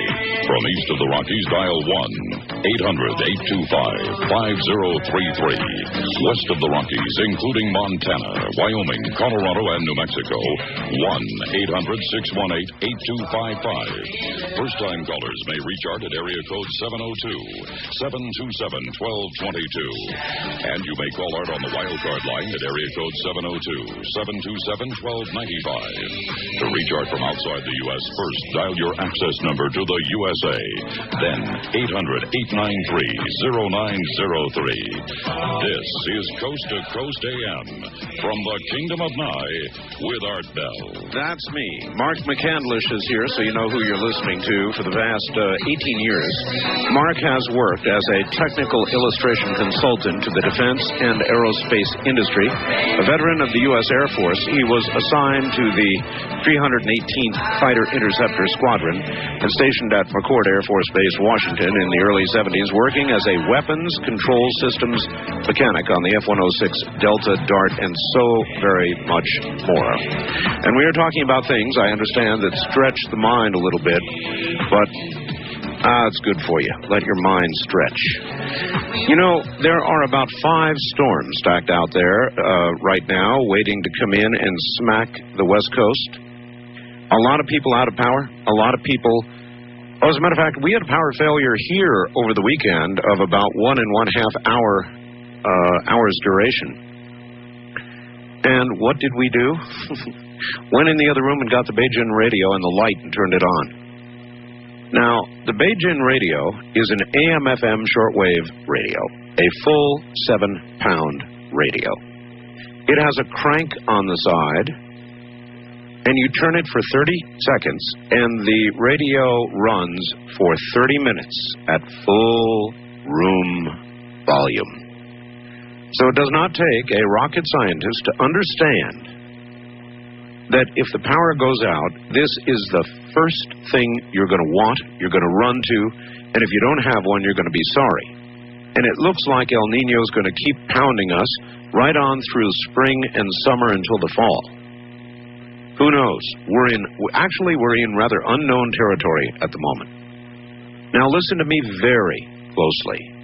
Bob Crane has a special one-night-only sale on Beijing radios. He calls them orphans. They went out to somebody and came back for one reason or another. These have full warranties, and they are as new.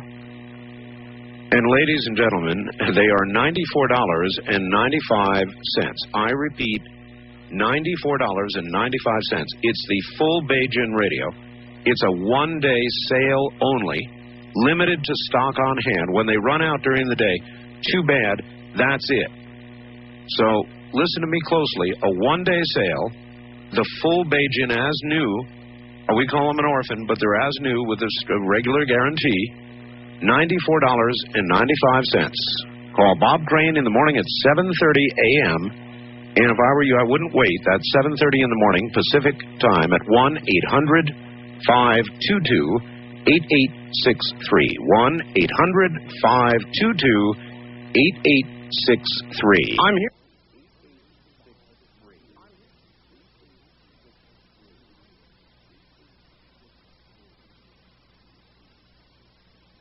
assigned matter and energy both wave and particle type characteristics, and that the electrons had to be restrained to particular orbits or energy levels so that they couldn't radiate away this energy. And they would usually, when they did radiate the energy, it was usually in the form of photons. Now, photons are like packets of light. They have no mass. That's a very critical point right there, and I'll come back to that later. But the idea was that this energy that keeps the electrons spinning around the nucleus of the atom has to come from somewhere. Well, some of the most recent research on this indicates that boiling up out of the vacuum of space-time are these subatomic particles, electrons and positrons, antiprotons, all these different subatomic particles, and you're basically talking about matter and antimatter that just seems to materialize out of nowhere. And when these opposing particles materialize, almost instantaneously they are attracted to one another because opposites attract. Positive and negative charges attract one another, and so they annihilate, and they release this zero-point energy. That energy is instantly absorbed by the nearest group of electrons, which keeps them spinning around the nucleus of the atom and keeps them going. So that every atom is like a little gyroscope. And if you've ever seen a gyroscope, you know that once you spin that thing up to speed, it'll sit there right on the edge of the table and basically won't move. That's right. Because it's like the wheels on a bicycle. It keeps turning, and it wants to stay in that position, and it resists being pushed away. All right. Now, what I've been told about zero point with regard to a propulsion system was that a spacecraft approaching the speed of light could use zero-point energy, in effect taking it in the front of the craft and expelling it out the back of the craft, virtually eventually reaching a light speed or beyond. Well, actually, you're almost right. Very close. What happens is your system is like I was saying before, expands space-time behind the vehicle and compresses space. And in the process... But the faster you're going, in other words, the more zero point you would encounter. Well, that's true. And one of the things that Einstein said was that it was impossible for a material object to exceed the speed of light because its mass, its weight. That's right. As sort of a layman's generalization, its mass would increase to the point where it was so infinitely massive you wouldn't have enough energy to propel it forward. Well, the mass itself comes from this spinning of the electrons.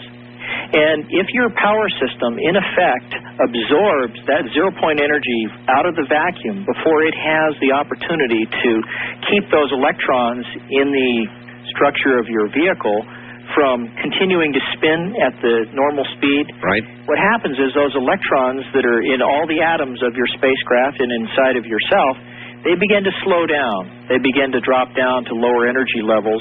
And as that happens, the mass of the vehicle begins to drop off.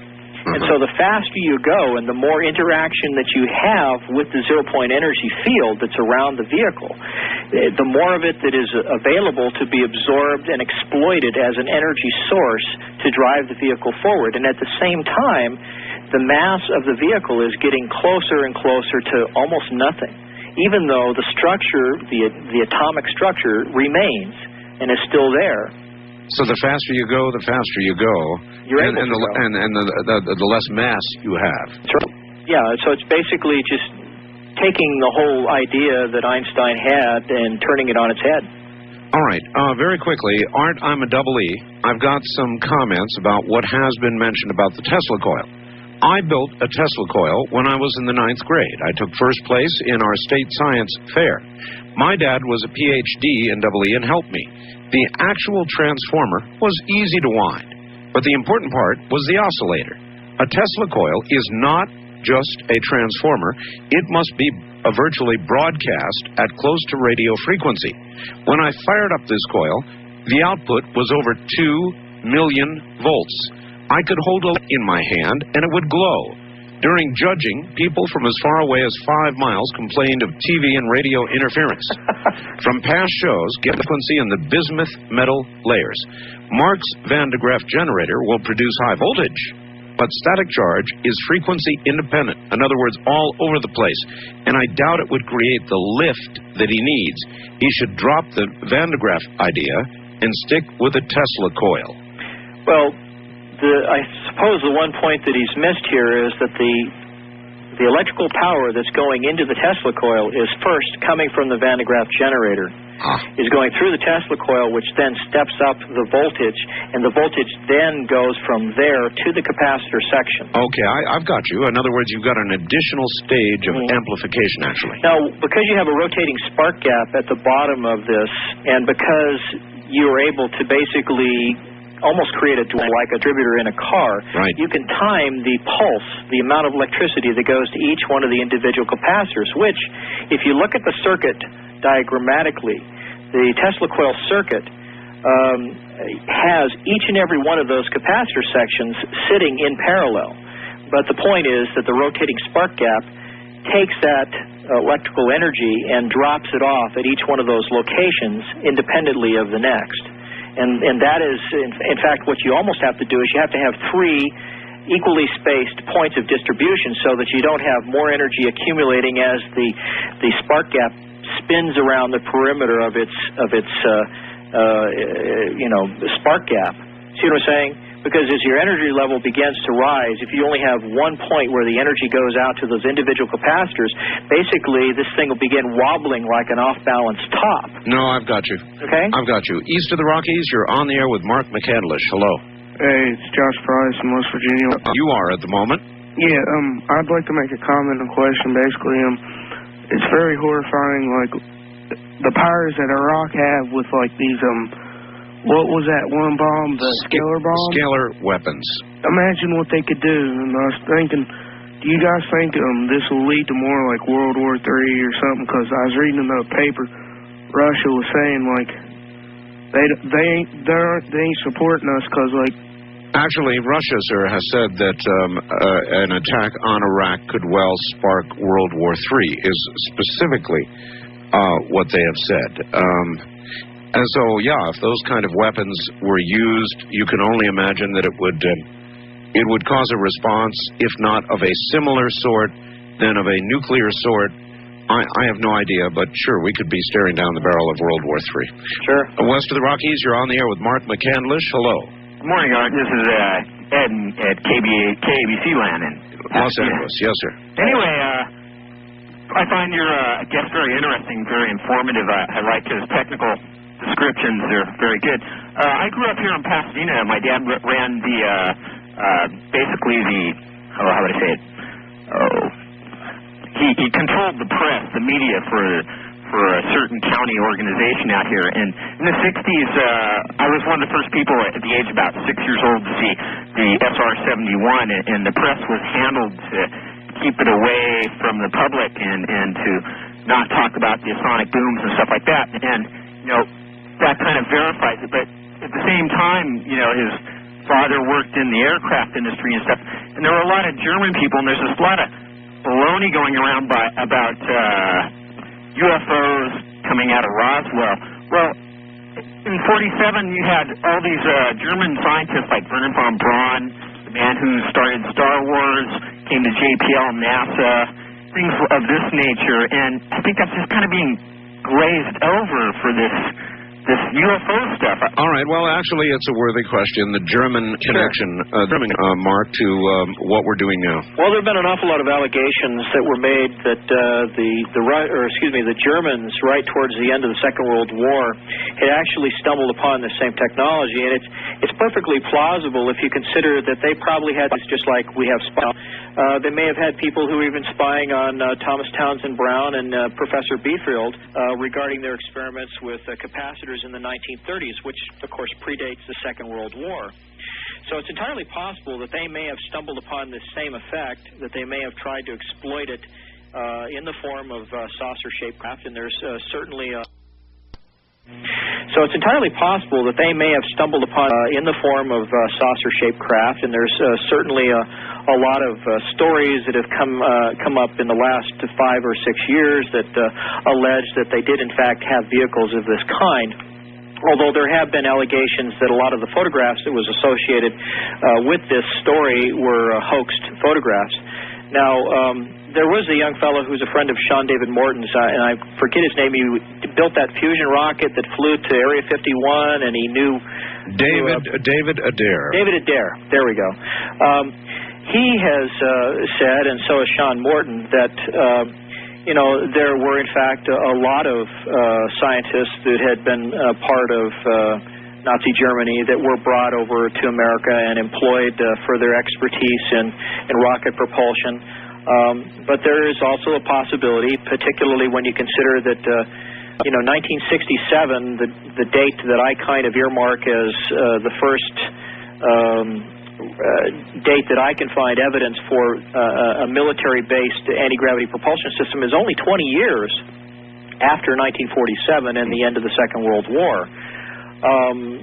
There are some people who allege that we even had systems functioning at a very basic level as early as 1963, but I haven't seen any of the evidence that would substantiate that. So I'm just going based on composite drawings that I've done and sketches that I've made based on accounts that go back as far as 1973 and match those with military photographs taken in central Utah, near Provo, Utah, in 1967, which exactly match every one of the features of these same vehicles that were described as so-called alien reproduction vehicles that first serviced in 1967, which, by the way, happens to be the same year that one of the people who worked with Thomas Townsend Brown patented a system for a flying saucer that looks exactly like the so-called alien reproduction vehicle. What a coincidence.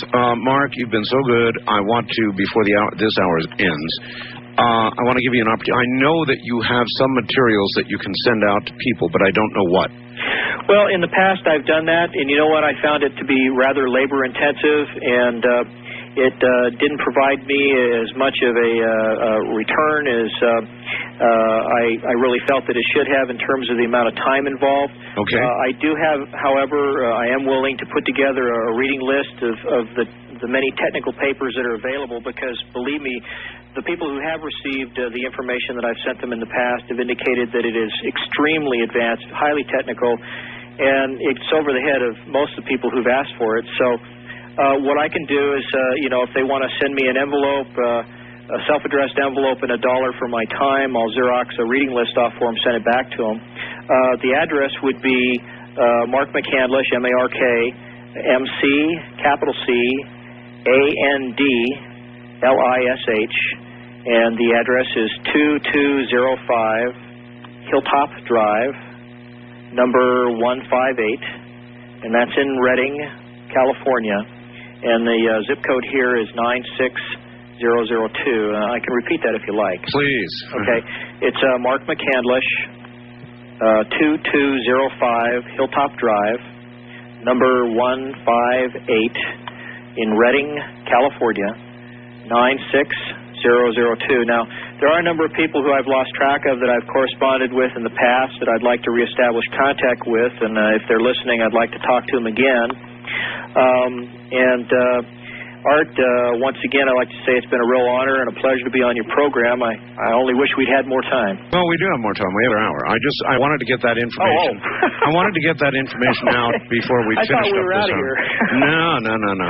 We've got to. Well, if we have a couple minutes, I'd like to just mention briefly the reason I brought up fiber optics involved in the Roswell thing. The reason for that is that what happens when you create a system like this anti-gravity propulsion system that cancels the mass of the vehicle, the first thing that happens is that it cancels the mass of the electrons that are flowing through the electrical system in the vehicle, and all your control parameters go right off the scale, because everything has suddenly become the most perfect high-temperature superconducting circuit you could hope for. You don't have to use liquid nitrogen. You don't have to do anything special, because you've basically canceled the mass of the electrons so they flow through the wires with no resistance whatsoever. It's like multiplying the efficiency of the electrical systems in the vehicle maybe 100 times, who knows.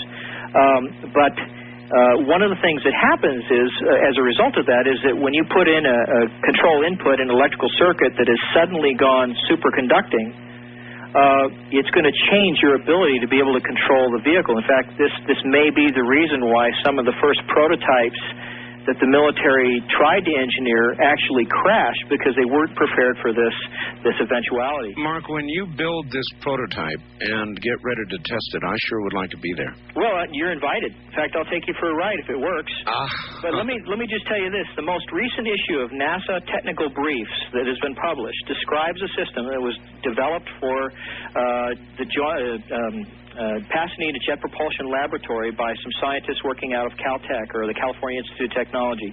And it describes exactly this kind of a system that allows you to use fiber optics and lasers to control other systems, to have sensors that send you data back to your computer or whatever it is you have within the system.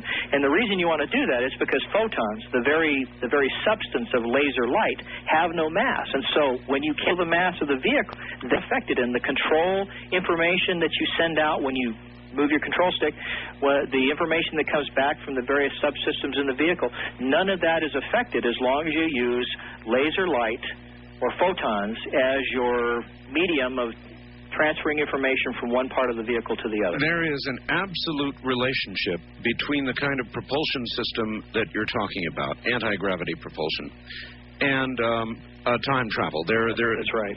They are virtually the same thing, aren't they? Well, in a sense, they are.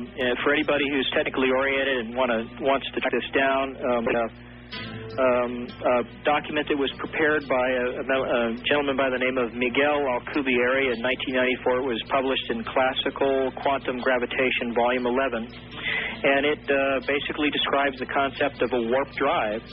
And doing that within the confines of general relativity without violating it. And it talks about creating a space-time bubble around your vehicle, where space-time is extended behind you and compressed ahead of you. All right. And listen, we're going to have to hold it on that note. The hour is over. I've got to pay attention to the clock. Mark McCandlish is my guest, has been my guest, and will be for one more hour in some markets. I'm Art Bell from the high desert. This is Coast to Coast AM.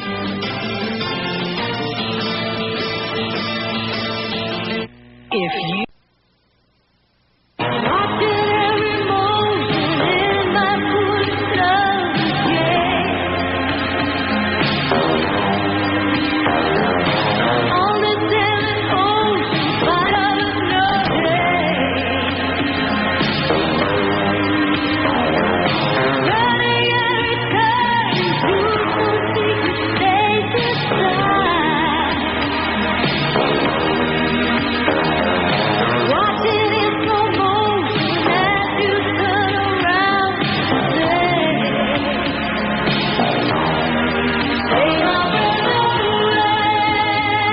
with Art Bell in the Kingdom of Nye from outside the U.S. First, dial your access number to the USA. Then, 800-893-0903. If you're a first-time caller, call Art at 702-727-1222. From east of the Rockies, 1-800-825-53. Rockies, including Montana, Wyoming, Colorado, and New Mexico. Call Art at 1-800-618-8255. Or call Art on the wildcard line at area code 702-727-1295. This is Coast to Coast AM from the Kingdom of Nye. By the way, the Kingdom of Nye is Nye County, Nevada. I get a lot of email about that. And speaking of email, if you want to send me some, you can. It's artbell@aol.com. That's ARTBELL, lowercase, at AOL.com. I get a lot of email. For example, Art, every night I check your live studio cam, and you always have a different T-shirt on. How many do you have anyway? Have you ever considered wearing a suit or maybe even a tuxedo?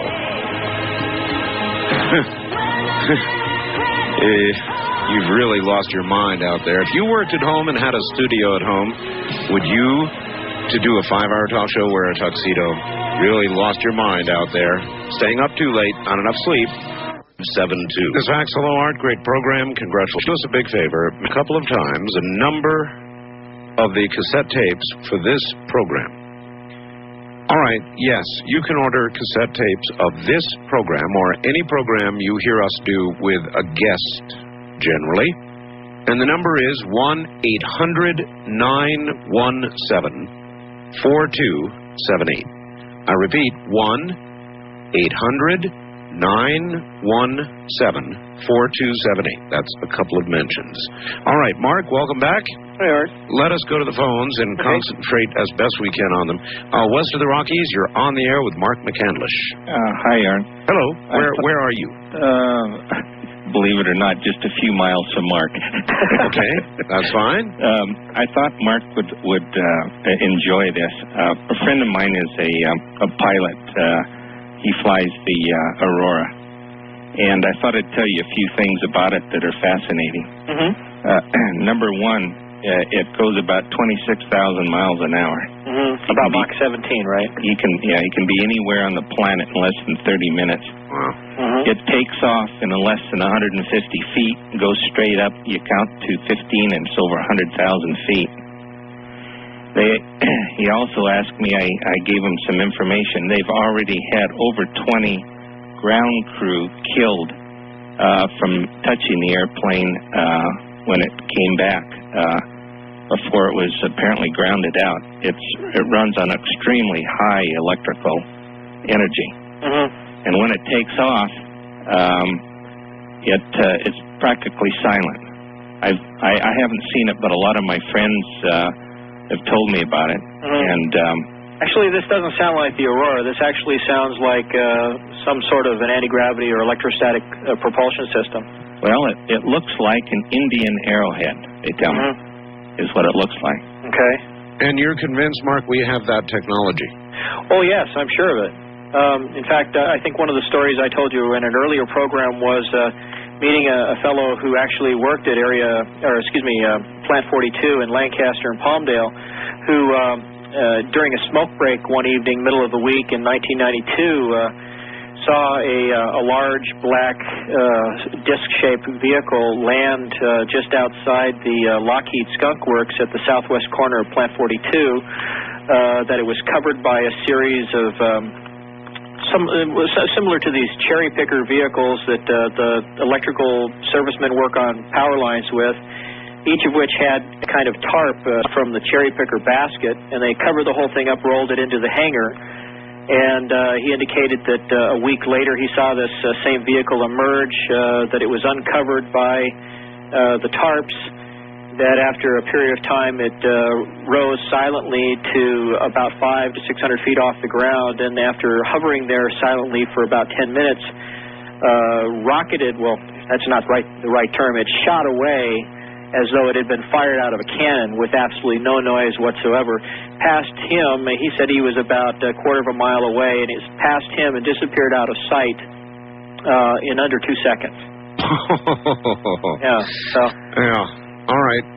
First time caller line, you're on the air with Mark McCandlish. Hello. Hello, Art. How are you doing? I'm fine. I had a question for you. My name's Kurt. I'm calling you from Grass Valley, California. Yes, sir. I listen to you on KNCO radio. Right.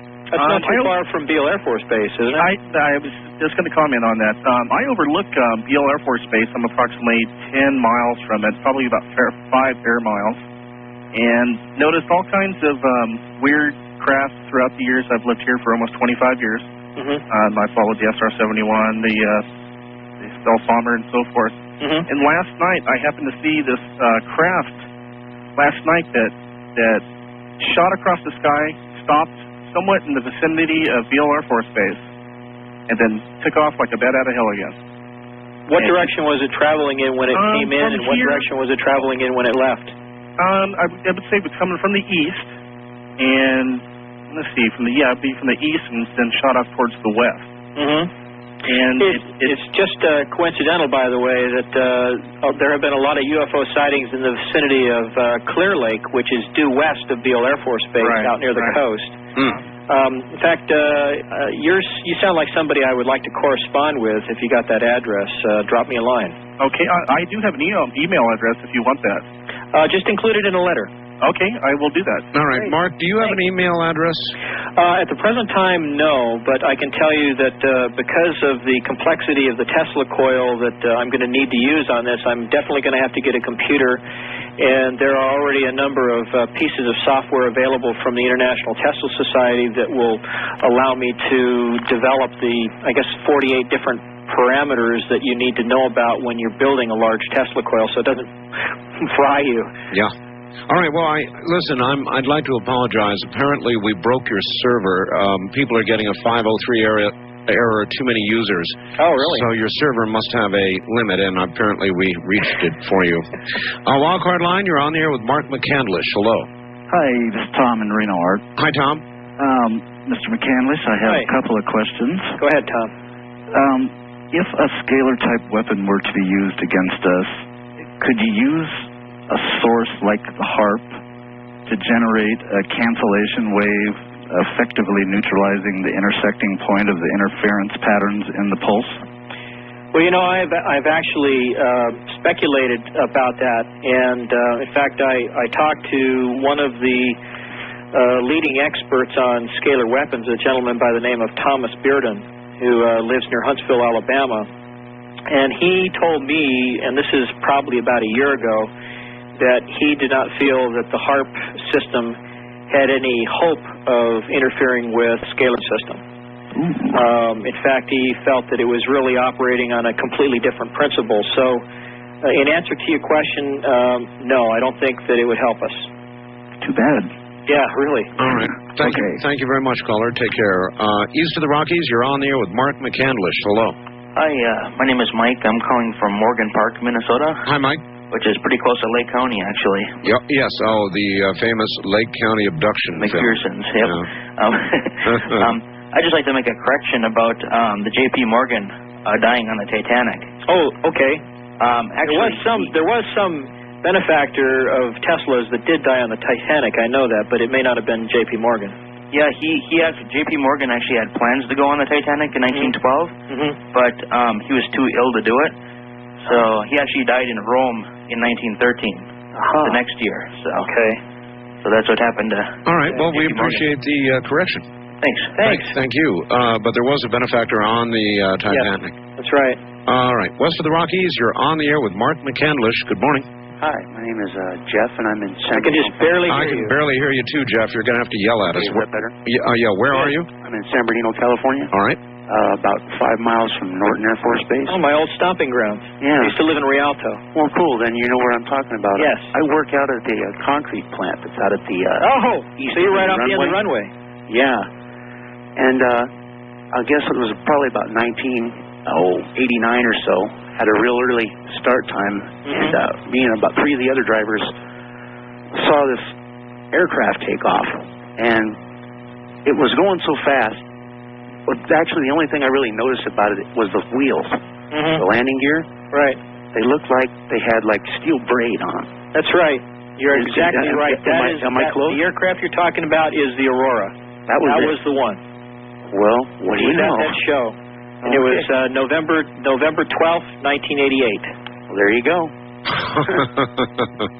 You're welcome. Does anybody have I keep getting sent photographs of supposed auroras, and I don't know what an aurora should exactly look like, so I don't know when I'm getting a real photograph. Well, the vehicle that he was describing there just a minute ago was the one that had the kind of flattened out football shape, and the reason for the braided stainless steel mesh that basically made up or simulated the tires was because of the extreme heat that the airframe is subjected to traveling at 26,000 miles per hour, or Mach 17 or somewhere above that speed. The entire vehicle is covered with the same kind of heat ablating tiles like you would find on the space shuttle. And the fuel system consists of what they call slush hydrogen, or it's almost like hydrogen that's been compressed so much that it's not even a liquid, it's more like a milkshake. And this material is pumped through the skin of the vehicle to try and keep it from burning up, in spite of the fact that it has space shuttle tiles all over it. That same heat is used to liquefy the fuel and then eventually atomize it before it's injected out through those little fuel ejectors that are on the outer surface. But the individual that I spoke to, who was at this presentation that involved Senator Cranston and Congressman George E. Brown Jr., actually had an opportunity to walk under this vehicle, and he said that it had 121 vertical launch tubes for nuclear reentry vehicles on the underside of this craft. And the system for launching these nuclear reentry vehicles was so elegantly simple, it just defies description. But I'll give it to you in the basic. There is a circular tile on the outside of the vehicle with explosive bolts around its perimeter. Up underneath that is a three-piece fiberglass sabot or spacer that holds a triangular-shaped reentry vehicle that is pointing down. Up inside the tube and directly above the reentry vehicle is another circular tile, just like the one on the outside. And behind that is a big coiled spring, just like you'd find in the suspension of a car. When you fire off and release this nuclear reentry vehicle or even a conventional munition that's in this kind of a terminally guided munition, the external tile blows away, is carried away by the supersonic airstream.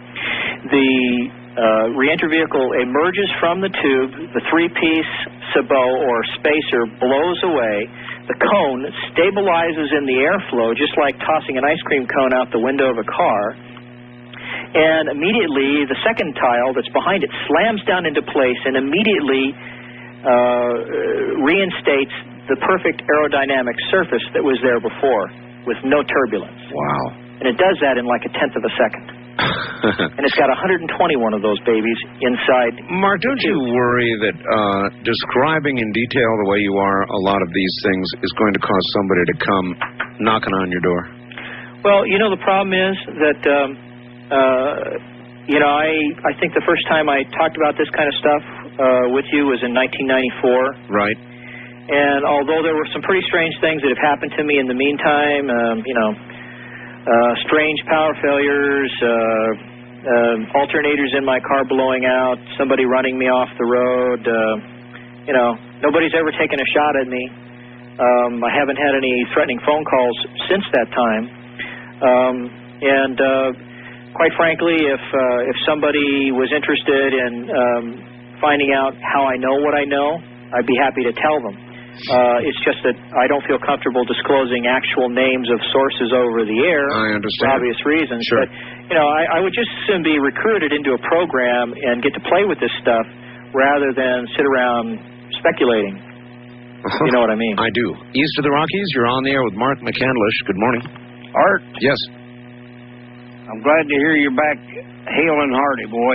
Good. Where are you? This is Dave, and I'm in the boondocks just south of Columbus, Ohio. Okay. I have a question for you and one for Mark. Mark, do you know John Hutcherson? No, I don't. He is a scientist in Canada who has already developed anti-gravity.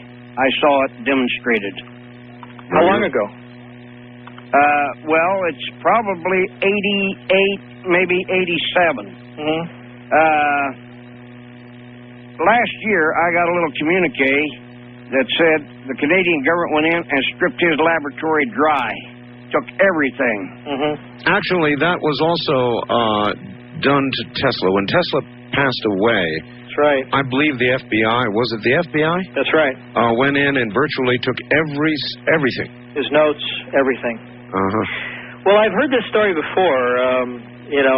There's also a gentleman in Canada, and I don't recall his name offhand. I think the title of the book that was written about him was something like the Butterfly and the Concrete Man or something like that. I don't recall the exact name of it, but it described a similar event or series of events where a gentleman seemed to come into some information, and in this case he claimed it was from direct contact with some extraterrestrials or Pleiadians or something, and gave him a very simple system for creating a vehicle using an anti-gravity propulsion system, and that he actually built something that worked, and it flew away and nobody ever saw it again, and all the efforts to try and reproduce that initial experiment have failed since then, from what I understand. But he had some people show up in dark suits and basically walk right in. They appeared to be civilian, did not present any kind of identification. They actually appeared to be some kind of upper echelon corporate officials of some kind. But, anybody who doesn't believe that we have the equivalent of the now infamous Men in Black are out of their minds. They're out of their minds. Obviously, a government would have to have some sort of organization that would control technology that was being developed in the private sector that might be competing with what we have done. Sure. Well, I look at David Adair's story where they basically footed the bill for all the experiments that this brilliant young man was attempting to do, and save for the fact that he objected to their desire to turn his system into a first strike capability, he might have been recruited right at that moment. Once he proved the success of his beliefs and his system as he had theorized it, he probably could have had carte blanche as far as where he wanted to work and what he wanted to do. Well, you can generally believe that once the U.S. military gets involved, their motivations are not going to be to end the use of fossil fuels or something like that. They're going to be looking for military application, and if they find it. Yeah, well, it's completely understandable. I have an associate who's told me point blank that the people that he has discussed this topic with have told him in no uncertain terms that unleashing this kind of technology on the economy of the world would lead to a worldwide collapse within 6 months and a nuclear war within a year. Okay, then I guess we'll just have to hold it secret, and we'll also have to break. It's the bottom of...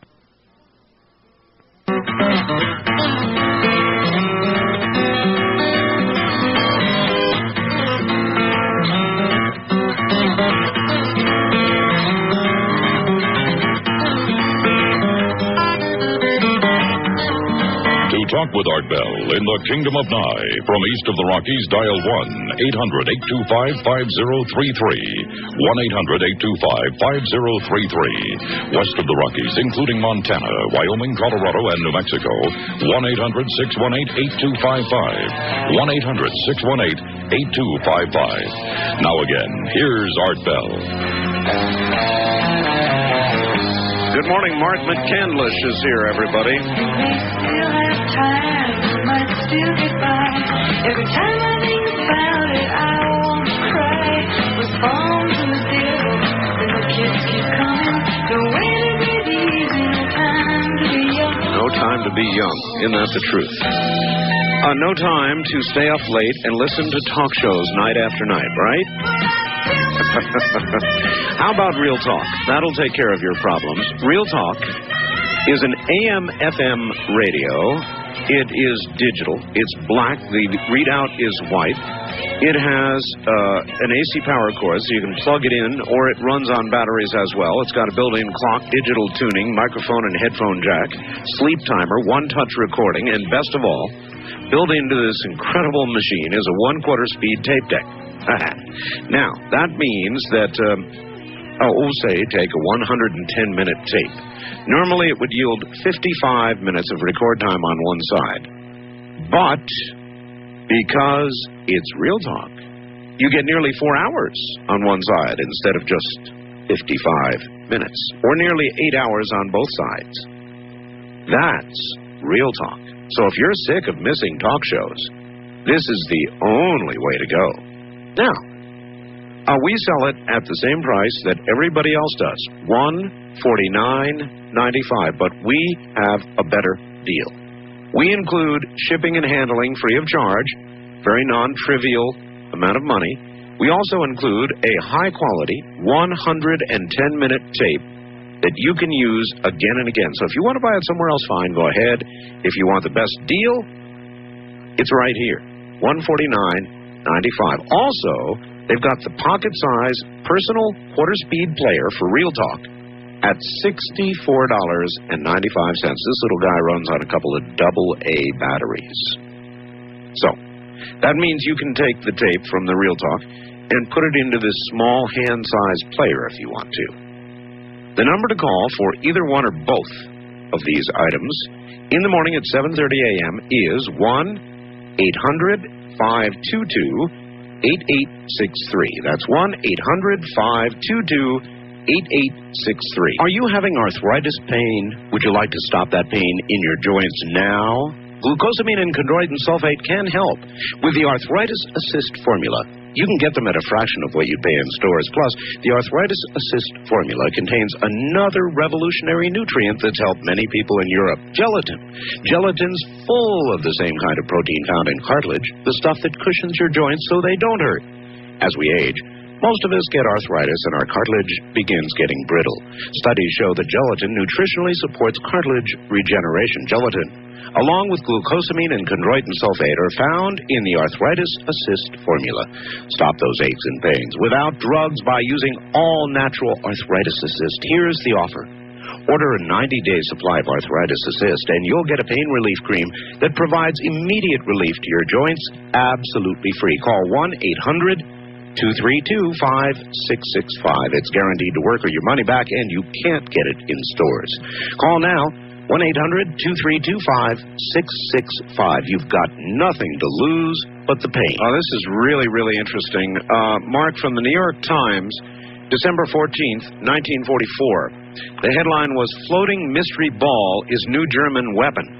Supreme Headquarters, Allied Expeditionary Force, December 13th. A new German weapon has made its appearance on the Western Air Front. It was disclosed today. Quote, airmen of the American Air Force report, they are encountering silver-colored spheres in the air over German territory. The spheres are encountered either singly or in clusters. Sometimes they are semi-translucent. End quote. New York Times. Well, that sounds like one of the first accounts of the so-called Foo Fighters that were seen throughout the Second World War. And although the stories of Nazi-built or German-built UFOs have persisted over the years, there have been a number of people who said that they never could account for those silver spheres that seem to zip in and out of aircraft formations throughout the war. Exactly. All right, here's one more little item for you. Art, the man who died on the Titanic, the man who funded Tesla, was Van Buren. According to Titanic myth, he asked for a brandy and sat in the ballroom while the ship sank. I think they've incorporated that into the movie, too. Yeah, it may be. Something about dying with dignity, I think. What a movie that was. First-time caller line, you're on the air with Mark McCandlish. Hello? Hello? Hello? Yes, this is I can barely hear you, dear. You're going to have to yell at us. I'm sorry, this is Katie. Where are Katie. you? In Arkansas. Arkansas, okay. Well, I just wanted to say that my mother and I'm kind of nervous because it's kind of hard to talk about. We're in kind of the rural part of Arkansas. Right. And we were up here and looking at the stars and everything because there's supposed to be a meteorite and everything. And we were watching it. Last time we saw this cluster of stars and it was like, I don't know, a triangular shape, but it was just like stars. But they blinked at the same time. Sure. And they were going away from us, and, I was just kidding around, and my mom and I were watching, and I said, hey, we're over here, Last time it came towards us. Got right up to us, and now I was, getting scared. How big do you think this thing was? I don't know. Honestly, it had to be huge. Because, it looked probably about 10 stars together, and you know how stars are away from you. Sure. They're big, looking, and then I was like, no, I'm just kidding, go away, I got petrified. My mom was like, just calm down, it's okay. And I said, did you see that? And she goes, yes, I did. And I said, I don't want that, and it went away. Were you ever able to pick out a silhouette of what the actual shape of the vehicle looked like? It looked triangular. Was it an elongated triangle, or was it like an equilateral, three equal sides? Well, probably equal. Okay. All right, well, there you go, from rural Arkansas. I could sit here and take report after report like that. True.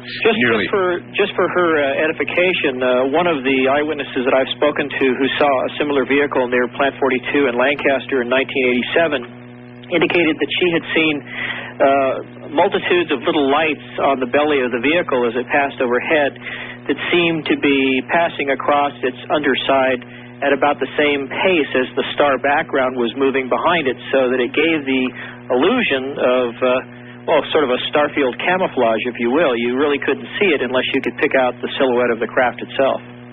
All right, here's somebody who writes and wrote earlier, Art, I'm still having a problem with the Van de Graaff generator. There's no way you could use it as an input to a Tesla coil. Please ask Mark what kind of component can take close to 1 million volts and static at that as an input. No transistor or tube I'm aware of.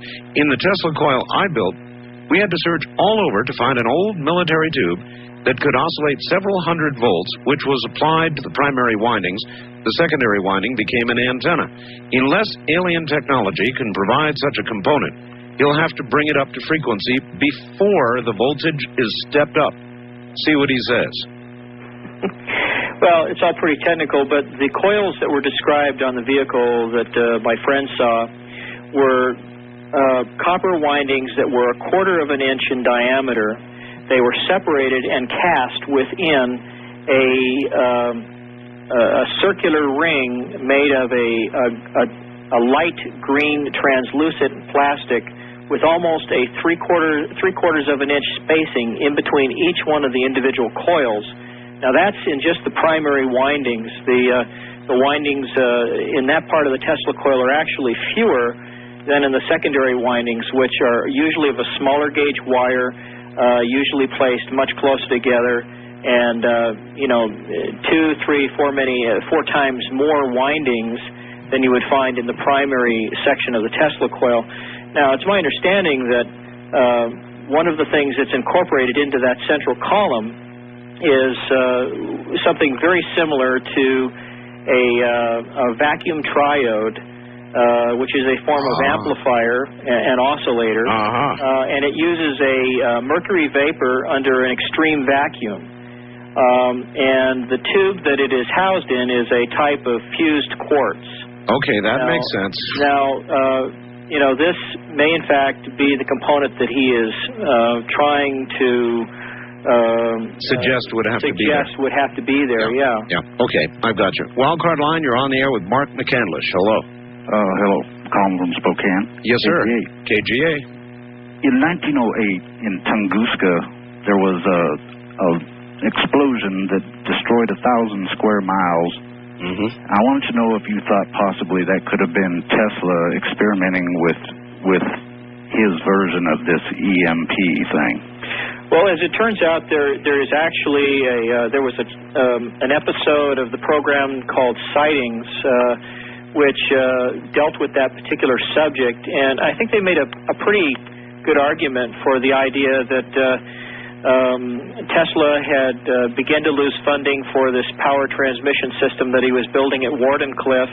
And although it didn't look as though he was going to be able to build it, he was hoping to find investors by making a demonstration of this system. And it is believed that he was trying to transmit a pulse of energy to, I believe it was Admiral Byrd, who was journeying to the North Pole at the time, hoping that this would somehow be witnessed by the expedition. But that the speculation in the article that I've read concerning this and the program that was aired on television suggests that Tesla had his coordinates off and that this pulse of energy actually came out of hyperspace over Tunguska and basically unleashed all the electrical energy that he'd pumped into it. Now, I have no idea whether it's true or not. I'm not even sure whether it would have been possible, but if you look at this in the same way as that earthquake machine that I described earlier, where you send out a pulse, in this case of electricity, and you find that resonant frequency of the earth itself, and then you pick a nodal point somewhere on it, like plucking a particular part of a guitar string, and you hit a particular frequency, you may in fact be able to get physical results at a distant location. And that may have been what happened, but I honestly couldn't tell you. I don't know. All right, traffic has eased a little bit, folks, and if you'll go up to my website and go down to the photograph of Mark McCandlish and click on his name, it will take you to his website, and now you can make it in. Or at least until enough of you hear this announcement and go up there and crash it again. East of the Rockies, you're on the air with Mark McCandlish. Hello. Hello? Hello. Hello. Mr. Bell? Yes. Mr. McEnglish. Yes. I've been researching this electrogravitic topic for quite some time. By the way, this is Carlos in Chicago. Hi, Carlos. And for one thing I've found is that photons actually have mass. If that was not the case, we would not have an electromagnetic spectrum, and there wouldn't be the high interaction rate that photons have. Otherwise, if they had no mass, they would be more like neutrinos. Another thing is, I think that... Did you discover this in a laboratory environment or mathematically? This is reviewing the information, basic physics information. Well, it is true that if a photon strikes certain materials, that it will basically decay or come apart, forming an electron and a positron, both of which have mass. So it does kind of make one wonder, how can a particle with no mass or a quantum packet with no mass yield two smaller particles that do have mass? It's an interesting Well, it's because of the inertial field, you see, that they can interact with each other. It is because of the mass that the brute force mass particles have, that the lighter particles, such as photons, have, that make it possible for them to interact with each other, like two particles having mass and their inertial field forming a gravitational field between them. Now, one of the things that I noticed that Tom Bearden has said in some of his papers is that a photon is basically just an electron that has, as he calls it, ortho-rotated out of this reference frame or this dimension by 90 degrees. Now, I'm not sure if that helps to answer part of your question, but it may suggest that a photon is actually an electron that's sort of hovering on the fringe of this dimension before passing into hyperspace. All right. West of the Rockies, you're on the air with Mark McCandlish. Good morning. Yeah, hi, Art and Mark. Hi. Where are you, sir? I'm doing fine. No, I say, where are you? Oh, I'm in San Diego, I'm sorry. Fine in San Diego. Okay, go ahead. Well, I have three quick statements and questions. Well, actually, maybe a little bit more. One, your fellow that needs the parts for the Tesla coil, if you want to keep me on the line, I can help him out. Well, I can't keep you on the line, so you'll have to contact him. We gave his address. We'll give it again. Okay. Second of all, what the last fellow said, I generally agree with. Now, back to what I had to say is, you had a person on the air, 2 nights ago, about the transcapacitor? Yes, Jack Schumann. Yeah, he is using the same technology, I believe, that we're talking about here for the time machine. So you should... you may be right about that. I think he is right. I think you're right. The second thing is, okay, I built my time machine, right? What do you push it off from? Because once you're off planet Earth,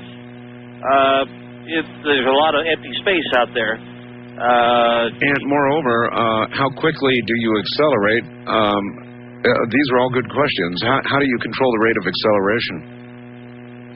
Well, I haven't got any... well, if he's speaking in terms of anti-gravity propulsion functioning as a time machine while considering special relativity, then I would say that basically you are where you think you are, and based on what you can see. But you have to remember that in special relativity, the flow of time is also determined as a factor of what a person at the point of departure sees when all of this occurs. That is to say that the guy who's in the spaceship leaving supposedly at the speed of light may see one thing. The guy on the ground is going to see this vehicle rocket away like it was fired out of a rifle. Okay. Before we run out of time, if you'll send Mark McCandlish a self-addressed stamped envelope, number 10 probably, and $1, he'll send you a reading list of all the kind of stuff he's been talking about. It goes to Mark McCandlish at 2205 Hilltop Drive, number 158, in Redding, California, zip code 96002. By the way, Mark, is it raining there still? Oh, it has been. In fact, the ground outside is like oatmeal with AstroTurf on top. Yeah, we're also getting rain here in the desert and have been for hours. Well, I'd like to mention that anyone who's listening out there that has some technical expertise in fiber optics, lasers, high voltage electrical systems, and things of that nature who might be interested in corresponding with me on the development of this system, love to hear from you. Particularly like to hear from that witness who is working at the cement plant off the end of the runway there at Norton Air Force Base also. I'd like to correspond with him. And, of course, anybody who believes that they've been a participant or a victim of the abduction phenomenon, who thinks they may have seen some components of a propulsion system. And I'm talking about bona fide cases here, not people who are just into escapism. I'd like to hear from them also. All right. East of the Rockies, you're on the air with Mark McCandlish. Hello. Yes, hello. Turn your radio off, please. I just hit the button. Good for you. Where are you?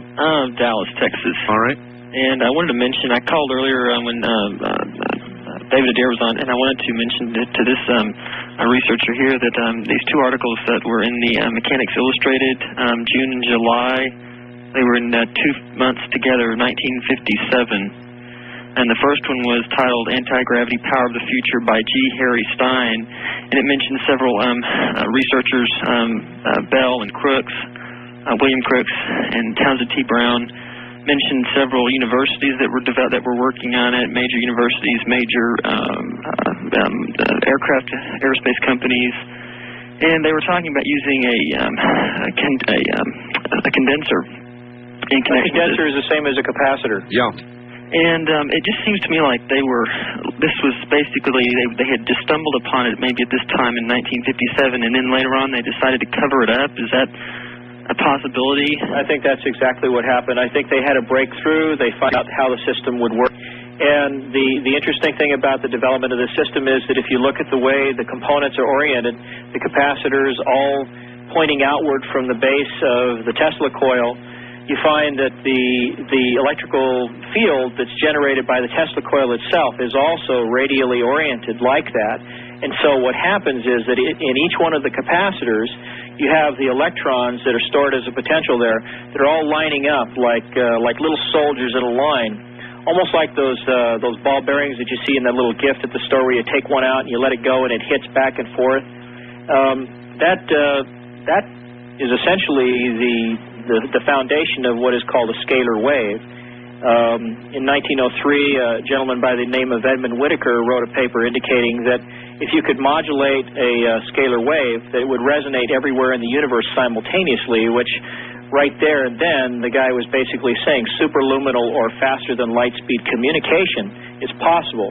It's also one of the reasons why, but I think it's being incorporated into this propulsion system, and I also think it's one of the reasons why the SETI program, as it's currently structured, is never going to find any interplanetary communications with aliens, because they're listening with the entirely wrong type of ear, so to speak. They'll be listening for scalar transmissions rather than radio frequency transmissions that are limited to the speed of light. Right. I just recently obtained a book that I had gotten on the advice of David Adair, Paul Hill. Have you heard of him before? Oh, yes. Unconventional flying object. Is his research? I haven't really had a chance to really go into it. Does he pretty much parallel what you're talking about with using the?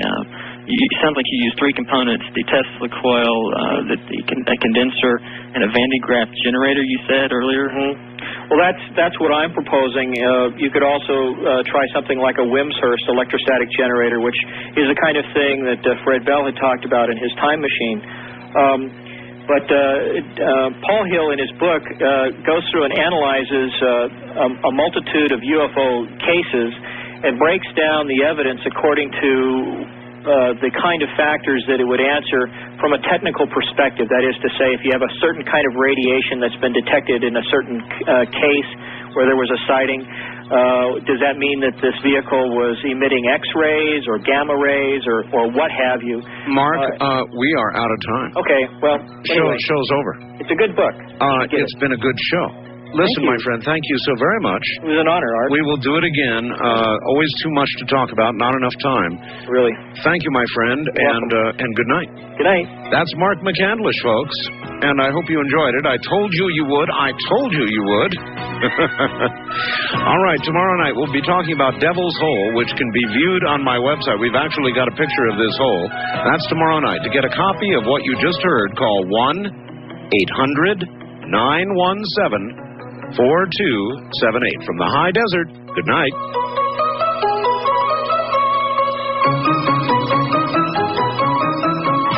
Everybody listen.